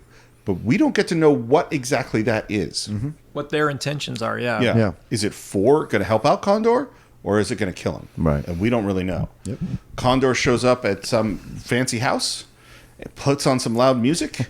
Right. Down comes this older and you know what's funny about that loud music? That's like this very 70s funkadelic. The lyrics are, 'cause I got you just where I want you, and I want you just where I got you, which definitely, plays into what's, and I don't know if that's just serendipitous or... nothing's in a movie. Nothing's in a movie. I tend to not think so, No, they picked that song. Yeah. I mean, and down comes this guy, and Redford puts him in the chair, and it's in this moment, although he's asking me questions, the guy doesn't answer, and Redford figures out what it's all about, which is it's all about oil. What does operations care about a bunch of goddamn books? A book in Dutch. A book out of Venezuela. Mystery stories in Arabic. Wait. What the hell is so important about oil fields? Yep. Strangely enough, this still seems to be a thing. Right. And what's really scary about it is that, they're talking about the CIA's plans to overthrow, invade, or destabilize governments in the Middle East and in Venezuela, which is another interesting one, in order to claim their oil fields. And it's like, Interesting. Yeah. Where have we heard that before? Yeah. Definitely something that has come up since 1975. And just as he's figuring that out, who should walk in but our good friend Max von Sydow? Yeah. Don't turn for a moment. Put your thumb in front of the hammer. He's a scary villain. Yeah. And it's the calmness of him that makes him so scary. His charm. The dignity of his voice. And Sydow walks past Redford, stands right next to Atwood, and takes the gun and very, very unexpectedly shoots him in the head. Absolutely. Makes it look like a suicide. And there's this moment where we think he's going to kill Redford. Yeah. But he doesn't. No. And Redford's performance was great in that moment too. It's like, wait, is this over? Is this not over? What's happening? I love that. Yeah, the surprise, and then how he starts to question him. Yeah. Did you put your fingerprints or your hands on anything else besides? And he just like Redford's like thinking on the spot, like what the? I don't know. I don't think so. Blah blah. And he just calmly talks to him as he's cleaning up the scene because this is nothing new for him. Right. Well, and because I'm not here for you right now. Right. But I love it. And when he says, "Are you coming back in?" Did they brought you back in? They brought you back. The company brought you back in just for this. Just for this. You know. But I love too that when you first said that about questioning, I realized.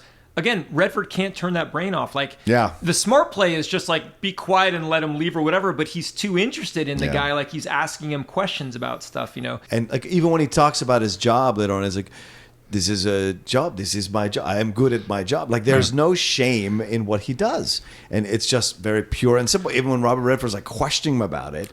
Well, the fact is, what I do is not a bad occupation. Someone is always willing to pay. I would find it tiring.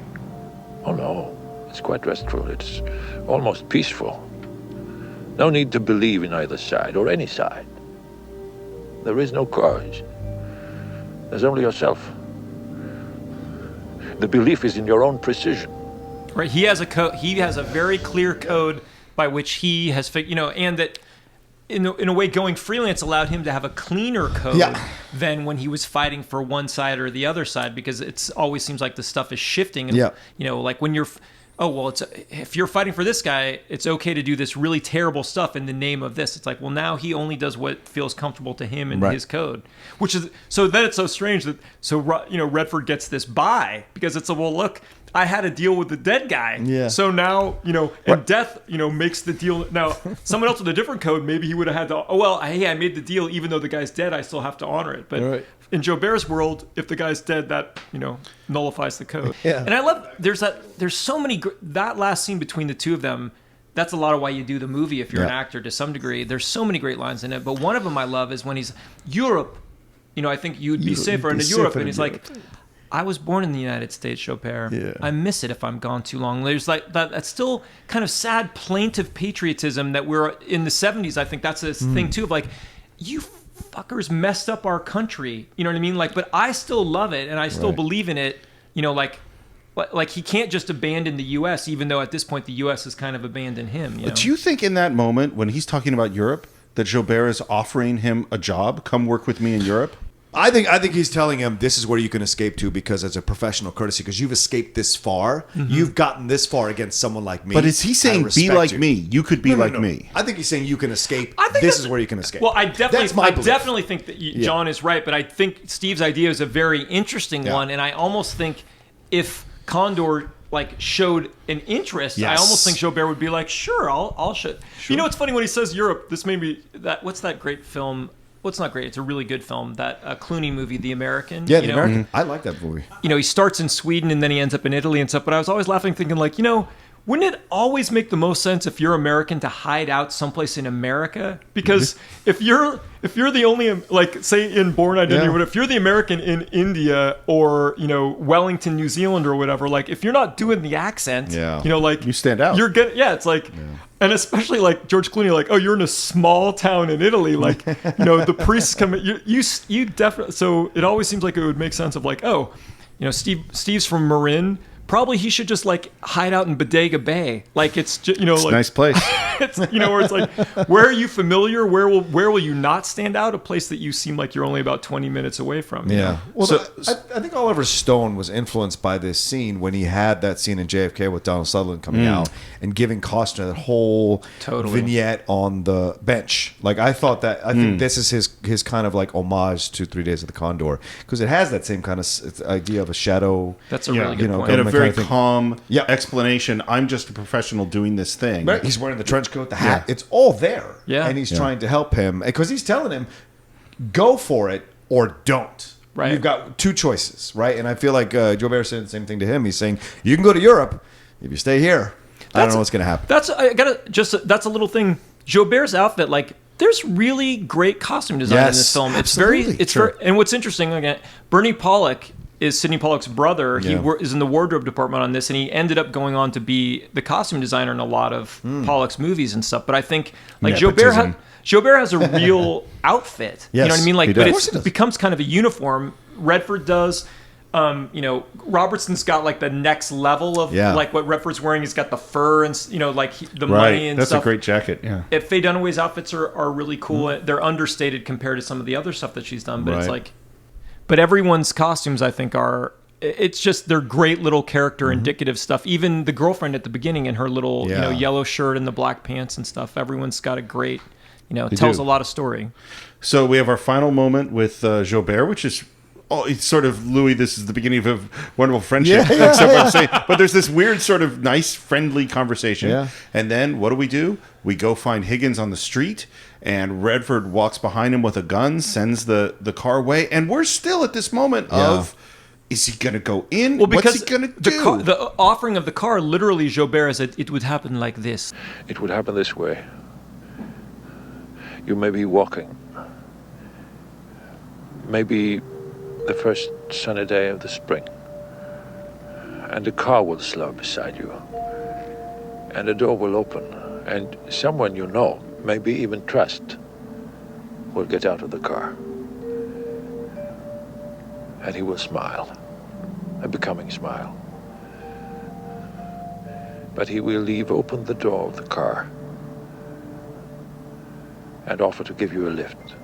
Like he's actually warned him, like someone will say, hey, come get in the car. So he's not going to get in a car right after that, Right. Yeah. And he walks with him, and they have this great conversation. There's this line in it that I just absolutely love, which is, it seems like you think that not getting caught in a lie is the same thing as telling the truth. Yeah. The interesting thing about this line, which is such a great line, this line appears in 3 of his movies for some reason. Really? I think it's mentioned in Absence of Malice, and I think it's mentioned in The Interpreter, the final one. So obviously, this must be, I can't imagine that Pollock doesn't know it. Yeah. On some level, it clearly must be a deeply held belief on some level if it's literally like, hey, here's a message I believe in. I'm going to put it in 3 of my 20 films. But this is my favorite scene in the movie. It's a great scene. Because it's just 2 actors at the top of their game, having a conversation, and then being honest about it. Do we have plans to invade the Middle East?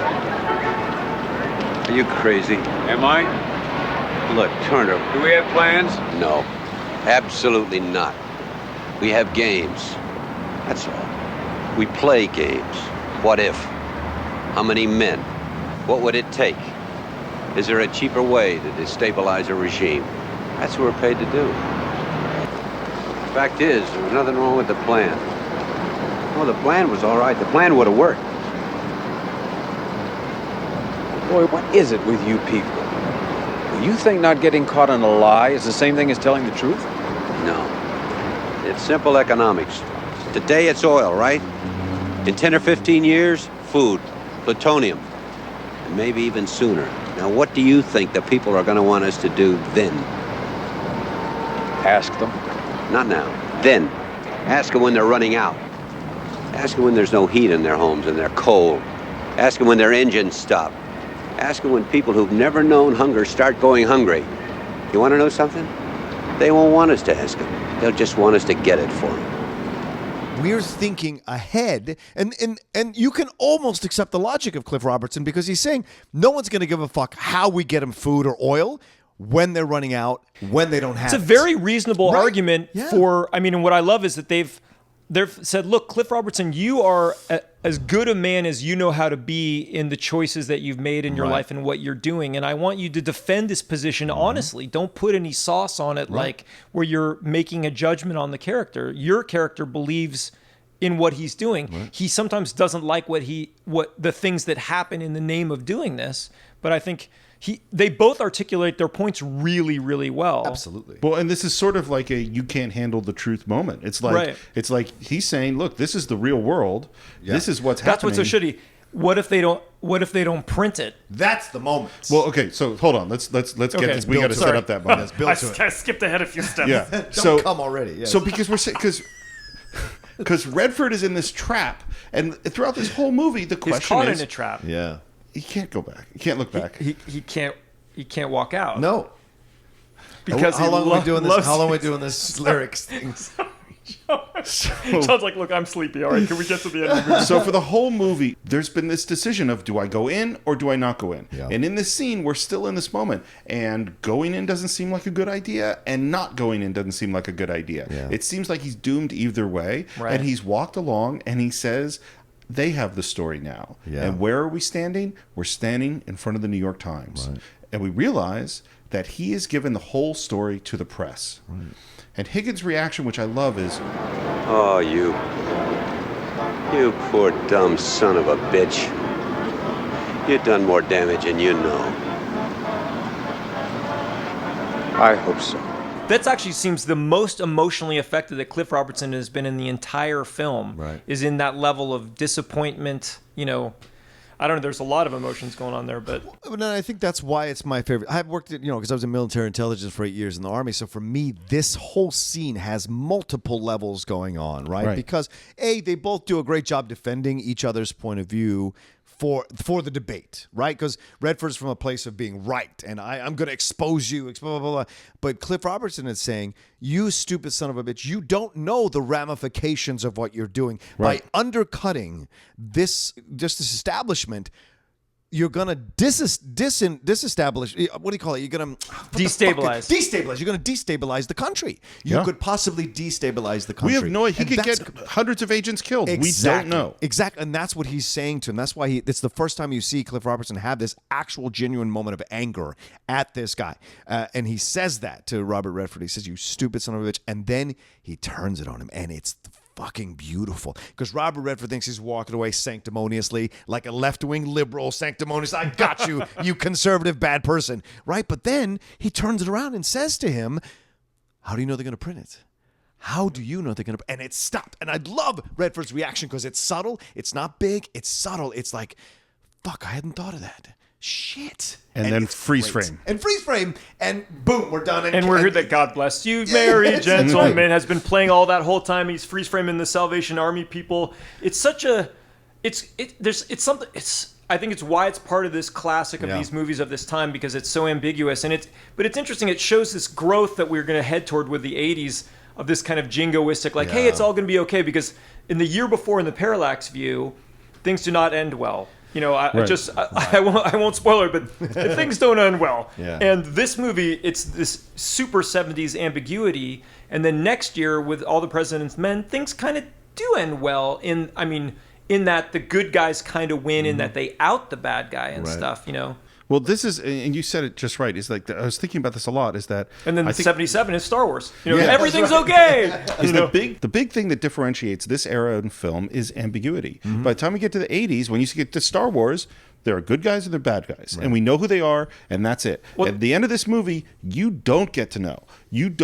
First of all, we don't get to. I don't know if Higgins was in on it or was going to kill Redford. That's the first thing I don't know. And then I don't know if the New York Times is going to print this, and I don't know if that means that that the CIA is going to stop them. Right. And then I don't know, when he says, you dumb son of a bitch, you've done more than you know, I don't know what that means. Maybe this is going to really hurt all sorts of people. And then we have this freeze frame. I don't know what's going to happen to Robert Redford. Right. And then and what's rough on the 70s too is that this is that time where you got most of your credits in the beginning of the movie. So there's not a lot of credits before when you're still in that moment, and then you're see the Technicolor symbol and you're out. You're like, Right. oh, I don't even have 5 minutes of rolling credits to kind of get used to this feeling, No, and even with the relationship with Faye Dunaway, there's a lot of ambiguity there too. Well, I think it's like somehow as we got to the end of the 70s and into the 80s, for whatever reason, right, that ambiguity was no longer acceptable. And it's the Absence of Malice, which comes out in 81. It's Paul Newman, it's Sally Field, it's about journalistic ethics and all this stuff.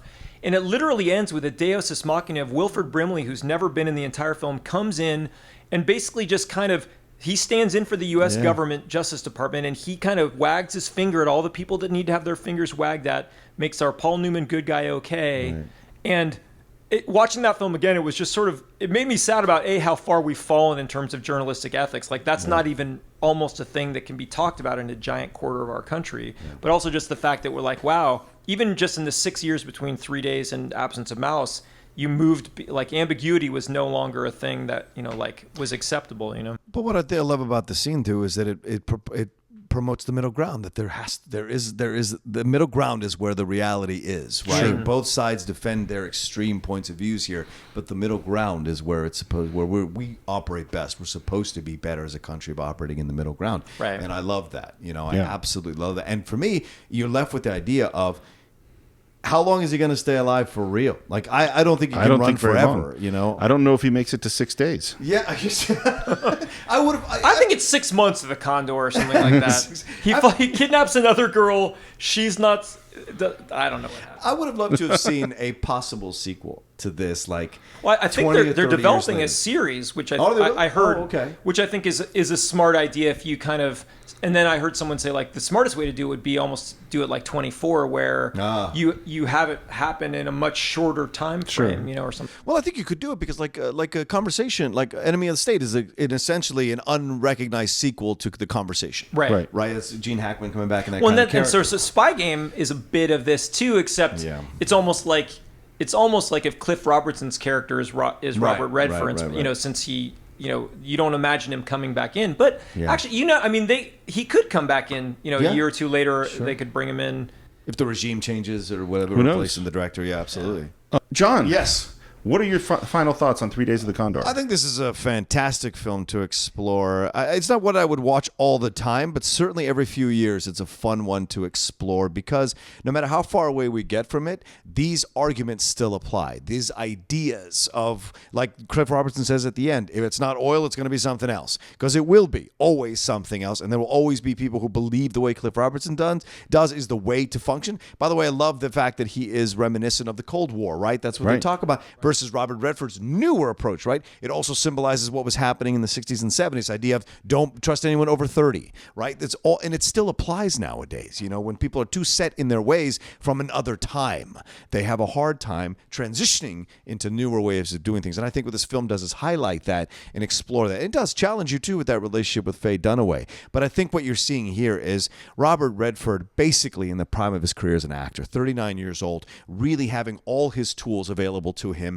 and using them effectively to convey multiple levels in scenes, complexities within his own acting, within his own exchanges with characters on screen. And Max von Sydow, one of no one talks about this guy as a villain, as one of the best villains in the film. And when you see him, he is just fantastic. I think you can get The Professional off this guy. I think there's a number of villains that come after this film that can be modeled on Joubert. And so to me, all around, one of the best these types of 70s kind of questioning the government, questioning the CIA type films that has ever been made. And Sidney Pollack, it's just a masterclass in directing from beginning to end, I really think. That's some professional final thoughts. I gotta give you a shout out, Sean. Like, that's impressive. You are a professional. Well, that was some professional final level thoughts. I'm sure you have. No, it was beautiful. That was beautiful. I'm just, we can cut that out, but it's like that was some professional level final thoughts. I mean, I love this movie. I love it irrationally, in the way that in the way that you love like a guilty pleasure movie. Like I love Hard Target. That is not a defensible movie. But I love it. That's a fun little movie. It's terrifically Jean-Claude fun. Van Damme. And Wilford Brimley. Yeah, exactly. So I love this movie irrationally. You know what I mean? Like, I have a man crush on Robert Redford. I'm comfortable saying, like, in my own comic that I'm working on, I based one of my character designs on wow. there's a guy that kind of looks like Kurt Russell that I actually want to talk to you about doing the voice for. Oh. There's Yes. there's a character that kind of looks like Robert Redford. There's a character that kind of looks like Peter O'Toole. Like I kind of picked each of my favorite decade icons, But I love spy movies, and I'm a huge James Bond fan, and I love the fantasy spy stuff. But the real spy stuff, especially 70s spy stuff during the height of the Cold War. Now, there's no Russia in this movie or whatever, but I just think it's Sidney Pollack at the top of his game on the way up. You know what I mean? Like when you're on the upward rise, it's going to culminate in him winning the Oscar on Out of Africa. Yeah. It's Robert Redford at probably his peak. Like he's 39. He's at the end of being a young man, but he's not an old guy, And he's going to go on to do some great stuff. And then like Out of Africa is kind of his last on the way out before he can't be a leading man in the same way he was anymore. So, and they're two close friends making a great movie together when they're kind of at the height of their powers, but they're using their powers for good. We know about so many stories where either movie stars or directors like overindulge or do all this kind of stuff. It's actually Pollack's first time. He's not listed, but he starts producing the movies with this one because he starts realizing how important of a thing that is. And I don't know, Jeremiah Johnson, like all these movies that these guys do together, I have a soft spot for. Faye Dunaway, spies, trench coats, like it's kind of got it all. Max von Sydow. So the guy who wrote the screenplay, he also worked on the original Batman 66, and he wrote the screenplay for Flash Gordon, where Max von Sydow is. So and he wrote the Parallax Views thing. So it's just a great combination of pieces that I love, So I don't know. I have a soft spot for this movie. I think people do think of it as a minor classic, but for me, it's a major classic. Yeah, for me, it's funny. First of all, on a filmmaking level, this is an extremely well-crafted movie. It is extremely intelligent, and its attention to detail and its performances is so good. So just for watching a good spy thriller and watching this smart character of Condor figure his way through these problems, it's a lot of fun. Yeah. But it's these other levels to the film that really make it something more. And the thing that I kept thinking about was that anytime you have an organization, that organization might have some kind of goal. And, whether it's we're trying to make a movie or we're trying to build a product or we're trying to protect intelligence in the United States. But one of the things that in order to achieve that goal, it has to protect its own survival. And sometimes the desire to protect the survival, that becomes all you're working for. And we see this in a lot of different places, including, I would say, political parties today. And certainly we're seeing the embattled intelligence communities trying to protect themselves. And it becomes very hard if you've ever been in the middle of trying to protect your survival to hold on to the actual values and reasons that you started in the first place. And all of the work that you're doing might supersede your own values because all you're doing is fighting for survival. In fact, you might reverse yourself and do things that you are morally reprehensible and work exactly against your goal in order to keep the thing alive that was supposed to achieve your goal. And you definitely see it not only with the CIA in this movie, but you see it with Robert Redford and his treatment of Faye Dunaway, and some of the choices he makes are, in order to survive, he starts doing things that he would never have done before. Right. And so that's something I was just thinking about a lot when I watched the film, and it's why this movie sort of resonates, is untangling that puzzle of what is acceptable and at what point have we gone too far and we have become the enemy that we despise. And it's interesting that in some ways the clearest moral code in the film is the guy who abandons all of that fighting for the thing, Jobert, who he just has his own little morality that he feels totally okay with and clean with, even though he's a professional killer. Yeah. It's a morality devoid of what we would consider morality, but it works for him, apparently. So that's what we think of 3 Days with Condor. Of course, we would like to hear what you think. You can visit us on Facebook at the Cine-Files, Cine-Files. Subscribe to us on Stitcher. Subscribe to us on YouTube. Subscribe to us on iTunes. And while you're on iTunes, leave a review. Does it sound like I'm ordering you what to do? It's because a little bit I am. That's the kind of... I feel this movie made me feel very bossy, I think. Yeah. And... Just this movie, huh? Yeah. Okay. So John and I both laugh a little too loud at that joke. By the time you hear this, we will have launched our Patreon page, which is a great opportunity for you to support the show. There are a lot of different levels that you could subscribe. It definitely is going to help us keep going, and there are really, really great perks you get for subscribing to the show. So If you want to become an official cinephile, just go to patreon.com/thecine-files, no dash. That's patreon.com/thecine-files. And as always, you can reach me at SR Morris on Twitter. John, where can they reach you? Oh, yeah, they can always reach me. You guys can always reach me at the Rocha Says, ROCHA, on Twitter and on Instagram. You know, every Friday at 10 a.m. on Collider Movie Talk. Also, the Outlaw Nation podcast launched on the Schmoes No Plus podcast channel. You guys have been fantastic with those comments, so thanks so much for still listening to the show. We have a lot of amazing guests coming through as well. And maybe by the time you hear this, an announcement will have been made about the future of the Top 10 show that's been being discussed recently, and the talks have been increasing in speed. So I'm so excited about that. Thank you. Cannot wait. We'll see what happens. Really missing it. Thank you. And Steve, can they reach you on the social networks? You can. I am Stephen B. Jones on Instagram. So come and check out. You can see, you're not going to hear me talk about movies or see me acting, but you can see a lot of my professional drawing on Instagram. And there's some really beautiful artwork. You see great character designs. You see a lot of different studies of film characters I've seen you put up. It's a really fun Instagram to follow. So I highly recommend it. Thank you. Did you draw Springload for Robots in Disguise? No, I don't think so. Okay. But you, Springload, you got to do the character. Yeah, that's awesome. Okay. No, I didn't know if I didn't get to draw that'd have been Springload. awesome. So, Steve, thank you so much for coming on. Thanks, guys. I'm really glad you recommended this film. I'm really glad you did all the research. It saved me a little bit of time, and it was pretty impressive. It was a lot of fun having you on. Yeah. And I think that's it for this week, and we will see you next time on the Cine-Files.